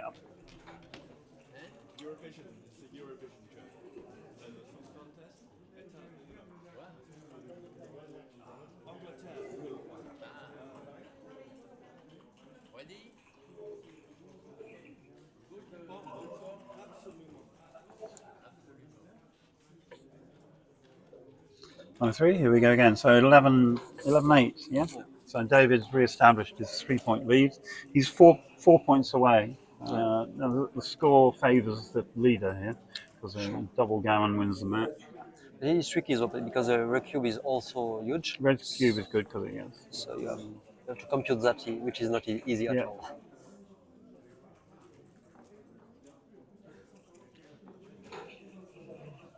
13 to 7, I guess. Yeah. So Tristan and I are not tuned in to the speed of the players, I think. Sorry? We're not tuned into their minds, are we? We keep disagreeing. Yeah. But they are in the undefeated final and we are not. So. Yeah, quite. So now there's a couple of double hit. Sorry, it's just roll 3-1. Right, okay. This what? Maybe. Double hit? Maybe. I don't know. It's strange, but why not? The 5-point is in fact the 5-point. Yeah. So now you 2 and you make the 11-point. Yeah. And you don't point on the 2-point. You just give yourself a good structure because you're leading. Right? You want nice, simple games. Exactly. 4-2. Don't want too much 3-4. volatility. Yeah, okay. Again, you strip the midpoint of the last checker. I mean, again, potentially correct, but with the other play now be on the bar, so this seems reasonable. Yeah. So 3-2, 2. Black already has an ugly structure. So in a money game, I'm doubling. He's doubling anyway. -4. I think it has to be a take as a score. Yeah, at this score, I should think it's a take. It's quite a few gambles. I mean, has he got 6 checkers or 5 checkers? Oh, and No. I think he was fearing the gammon. But there's not that much gammon, in fact. I don't think you can make, unless you're, really, really experienced, I don't think you can make that decision in under 30 seconds. Yeah. I agree. Maybe he's got plenty of time. Yeah. Why do you play so quick? But 18 minutes. I play quickly because I have 30 seconds on the clock at that point, usually. But when you have time, you should use it. What do we got? Is that a split? 1, 2, 3. And how do you play the fourth one? See, there you go. Reasonable decision, I think. Especially if your opponent rolls 5-4. Yeah. Okay, so it's now David put the pressure on there with that slot. He's now going to make 3-point. Yeah. Okay. So the boards are fairly equal. The position is fairly equal. David has a slight edge because of his board, and of course, if you roll 2-5, a big edge now. There's a big edge, yeah. One counter hit, counter shot. 1. Okay, 2-1. 5-2. Yeah, I think you do this because then if the point's on one of them, you can make the other anchor. Exactly. What's this? 6-2.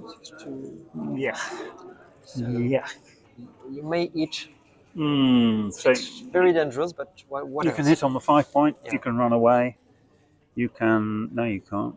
I'm trying to find sensible plays here. I think you have to hit because you run away, you are going to lose the game.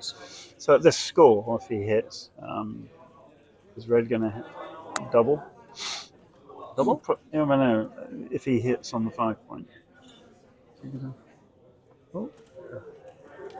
Okay, this is also that's a reasonable try. Yeah.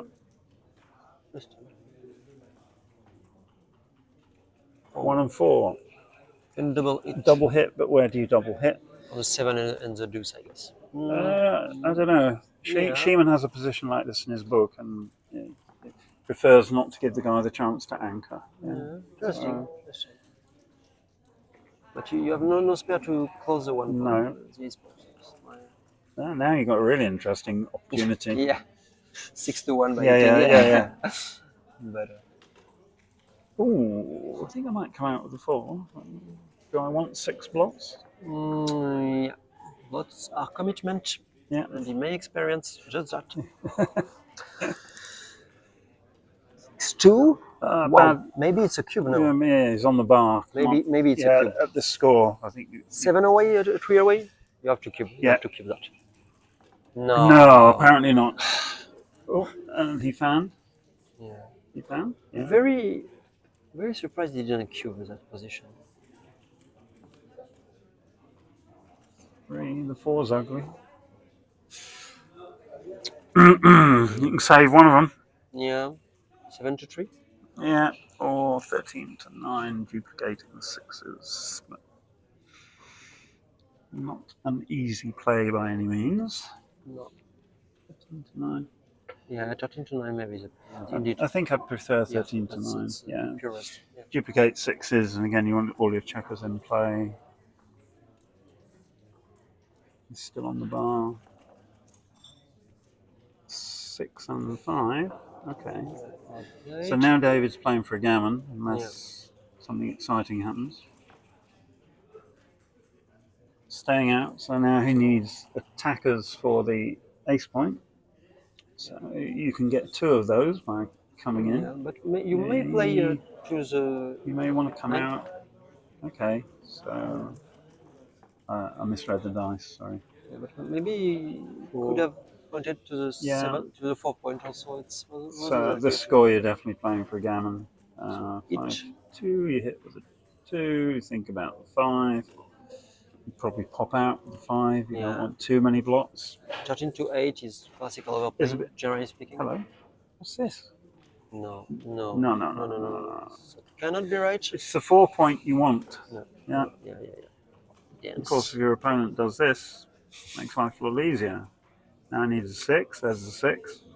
Get down with the 4. Now the 4. Okay. Maybe crushing. Oh, right. That's huge. 4. It's huge. 4. Double 4. 1, 2, 3, 4. 4. Forced to play well, as we say. Yeah. Now, the next question you have to ask yourself is, when is the right moment for red to double this position, given that he's leading 12-8? And it's probably not quite yet. Yeah, but there you go. This may well be correct, because in 2 rolls he may have lost his market. It's not an easy take by any means. It's not an easy take, because black's homeboard structure, should he hit a shot, is not likely to contain a block for a while. So I like the cube. I think it's really good and aggressive. 3 away, 7 away. Generally speaking, you take a lot of things. Yeah. But this may be too much. I don't know. It's beyond me. Let's see if we can put it in or not before they make a decision. It should take some time. Of course, at normal score, it's a huge pass. But even score, because your recube is so powerful. Yeah. Any slight chance of gambling your opponent, you're not throwing it in. It's still on the bar. Oops. Oh. And WhatsApps are confusing me when I'm trying to set up the position. Be quiet. He's taking his time. I like it. I think that's finally we have someone who's taking his time about a cube decision. Yeah. It's for the match. If you had a stronger board, that would be absolutely fine. So, what's the score? It's 12-8, yeah? Yeah. He's getting in 3 all on average. Mm-hmm. Yes, he's a favorite to get in 2 rolls. Yeah. But okay, so our little silicon friend, the computer, says this is a big double and a big take. Okay. Okay, but apparently It Alain drops. has Yeah. dropped. So it's score fear. Yeah? Yeah. Yeah, yeah. So he probably knows he should take, but he doesn't want to lose the match on this game. But as Tristan said, the re-cube potential is so high. So if he comes in with a 4 in the first roll, which happens 30% of the time, then he has an immensely powerful potential for redoubling, which is why it's a double and take. Yeah, yeah. But we. So if you look at that position and you make it into a money game, Yeah. it's a quadruple blunder to Yeah. take. Yeah. Sure. So the score is everything in backgammon. Yeah.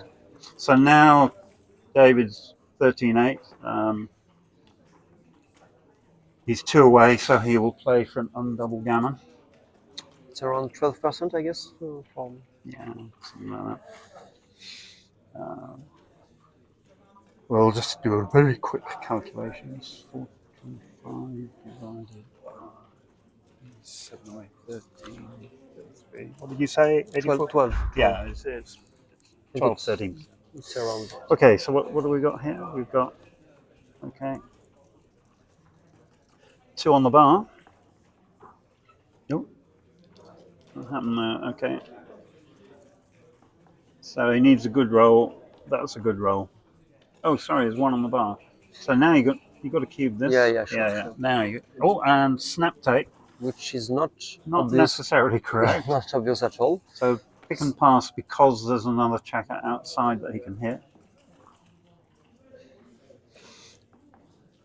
I think Alain was dreaming of that kind of. Yeah. So he wanted a complex position. He's got a complex position. Very David's gammonish. fan. Yeah, very gammonish position. 5 and 1, hit another checker. All right. Okay, so he's only got 8 in the zone, so he can play for prime or blitz at this point in time, depending on what the dice do for him. You eat for sure on the tree? Not necessarily. Yeah, 5-3. So you can make the 8 point. Yeah, but I think at the given score you have to play. Yeah, for, sorry. For the G. I didn't. Yeah. So if you hit, where do you play the 5? You'd probably play 13 to 8 to give you multiple covers. I think this is a little bit. Yeah. He's playing for the win. Yeah. Now what? Now you come out with a 6. You're not going to hit 8-2, I don't think. 8-2 strips the 8 point. You have no attack. You can play 13-7. That's the other option, right? Yeah. I think we like to the 18 more. What's the roll? Yeah, I think fight for the point that you want to make. What's this? 4 and 2. All right. Of course, the match could be over on this game. Yeah. That's a good roll for a non-hitting roll. So 1. Now you're going to make the 5 point. Yeah. And then you're going to think about the other one. Yeah, but I think you. This is the big play. You don't like it at this given score. No. You have to be conservative. Yeah. Even if you don't like it, you have to do. So now what are you going to do? You're going to make the bar and place. So you play 8, 7, 8, 6. Is long-term equity. Yeah. Double 2. He's played before. He knows how to roll. Yeah. So 1. Eat, make the 4 point and think about the 8. last one. Yeah. That was a great roll for David. For sure it was. 18. So 18. again, right. Obvious. So now the tempo is with David. The question is, if you can make the bar, or at least start the bar. Double 3, wow. That's tremendous. Okay, now Alain's in trouble. Yeah, for sure. 2-4, he's going to hit. Yeah. Not sure. No, you could play 13-9. Yeah. I think you're going to do this. Yeah. I mean, the checkers on the 6 point aren't working for a living, so let's put them somewhere where they can do some good. Okay. 6-4. Dreaming of 2 or ace. That's none of them. So you cover your. Was it 5-3? Yeah. So you probably cover because you want the time. Yeah. 5-3. Okay. He's thinking he wants David to crash. 2-1. 3-1. Okay, still double Yeah. fours, double three, or oh no. Oh, 1, 2, 3. Yeah. You're just going to make the 2 point. Yeah. Okay. Provided David can escape a checker, which Yeah. he's done. No, 6-1. He played a wrong move. Yeah, that's okay. So now that aims at his 9 point, which is the next point he wants to 6-3 make. is terrible. Yeah. Rushing more and more, a 5, and it will be over for that board. 6, 2. Yeah, you can do this now. He's got triple coverage of the Yeah. 9 point. 1, you have to play the 1 in. Yeah. Yeah. 22 point. 6-3. Nearly, but not quite. No. But now you just let him crash, so that's fine. So you can play 14 to 8, 10 to 7. Exactly. Just wait for black's board to disintegrate. You don't need to take risk. No. Basically, you just need 1 point. Yeah. 2 point. I mean, 2 points. Well, just Simple you don't game. need to win a gammon. Yeah. Yeah. Well played. I think this is fine. Yeah. Okay. Now an ace or a 6 to make it a game. 5-3. That's That's the worst, awful. The worst possible. Worst possible roll. Oh yeah. 5, 3. Maybe double 4 was worse, but that's close. Okay, so you're going to hit with any 4 or 5. Yeah. Hit. It at least 1. Yeah, you hit, just hit 1, I think. Yeah. At another score, you may You have made hit it, yeah. two, but No, you there's play no- 15 to 9. yeah. There is no necessity to be greedy. Yeah, just hit 1 and then look at double 3 for black. Yeah. Okay. So David's now doing what he should have done throughout the game, which is Thinking. actually thinking. Yeah. Okay, we disagree with this, but it could well be right. Yeah. It's not clear. It's possible. But at another score, will be 3. Okay. maybe put the second one on the roof. The problem then is, Yeah. well, that's not really a problem. One's still 2-1. fighting. Yeah. He's fighting for his life. So,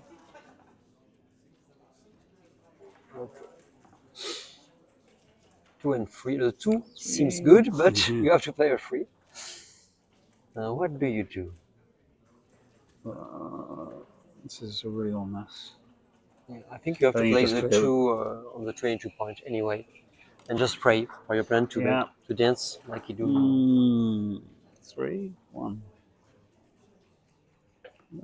2, 3, 4. Yeah, It's well, okay. Pretty much everything is okay. yeah, well done, 2-3. You have to put a checker on the 22 point. You have to. You're not going to escape. Basically, if black clears the 4 point, then he's basically looking for a double 2, double 1, followed by double 6, which is not going to happen. Yeah. So, 5-3. Yeah.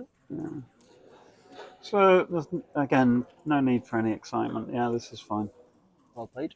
Now, if he manages to roll a 1 or a 2, 5-3. 5-3 again. Yes. That's okay. That's okay. This Yeah. time it's okay. You've killed the 5 and. Well, hello. Why? Why? There's no need. No. All you do now is you give him a chance of making a 3 point and actually having a playable game. What you want him to do is crash. Yeah. So now he's made the 3 point. If he rolls an ace, actually, oh, hello, here we go. 1, 2, 3, 4.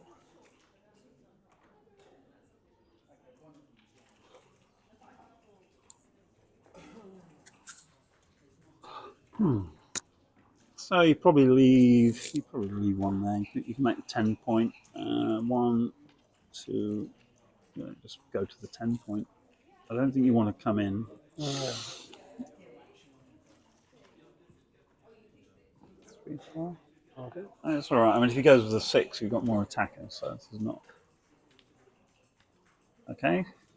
So now all black needs is an ace followed by double 6s. Yeah. That's He very doesn't want the common thing. double 6s first. And again, you can take away the double six opportunity. Ooh, A6. A6 is mandatory I3. for Alain. Oh, 5, not a very good Well, roll, probably. But 1, 2. It's a bit ugly, isn't it? yeah, 2. I think you just run away. yeah, you don't break your prime. You Yeah. don't break your prime. So it will be wrong.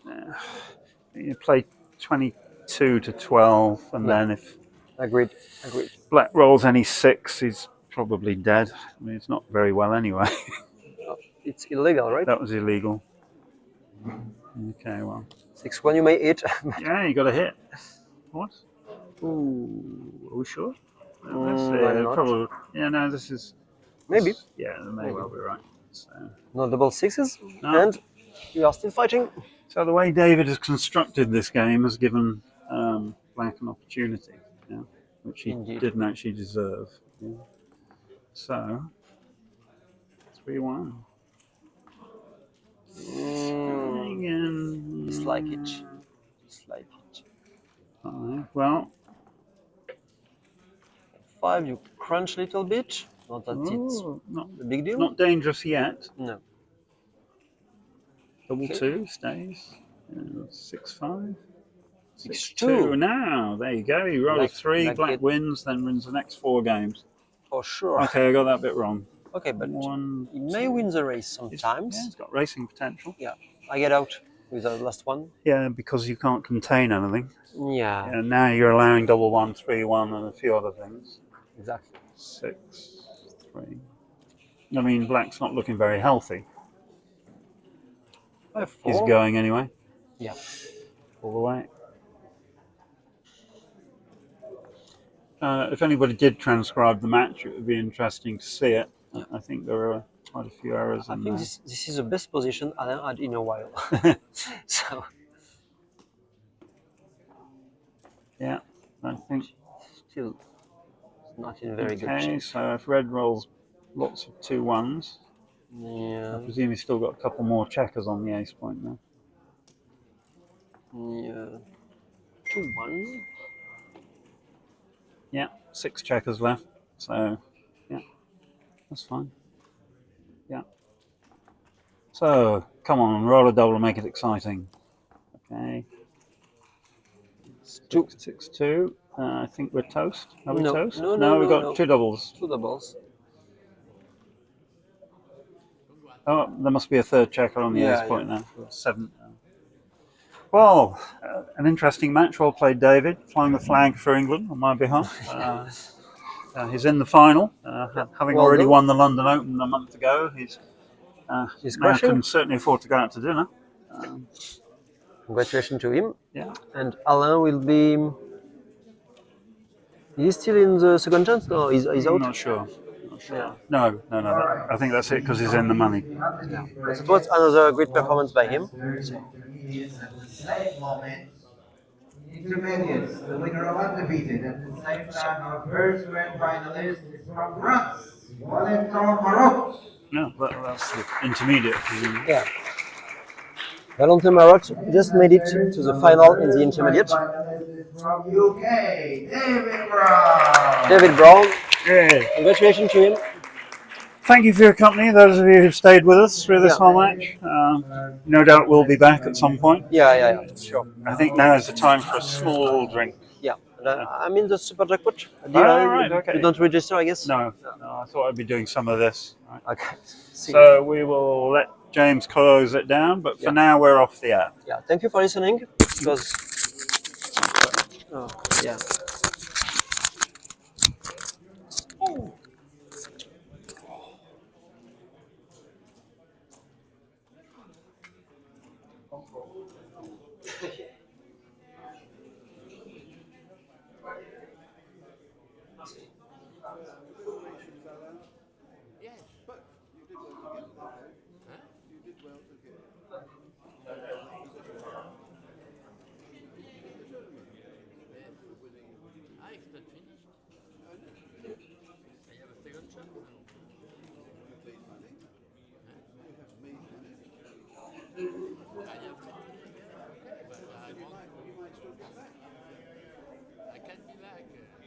8-8, I lost all the game after 8-8. 8-8, after 8-8, I lost all the game. À 8 parties, j'ai plus gagné une partie. Bon, c'est embêtant, mais c'est comme ça. Ce n'est pas grave. À 8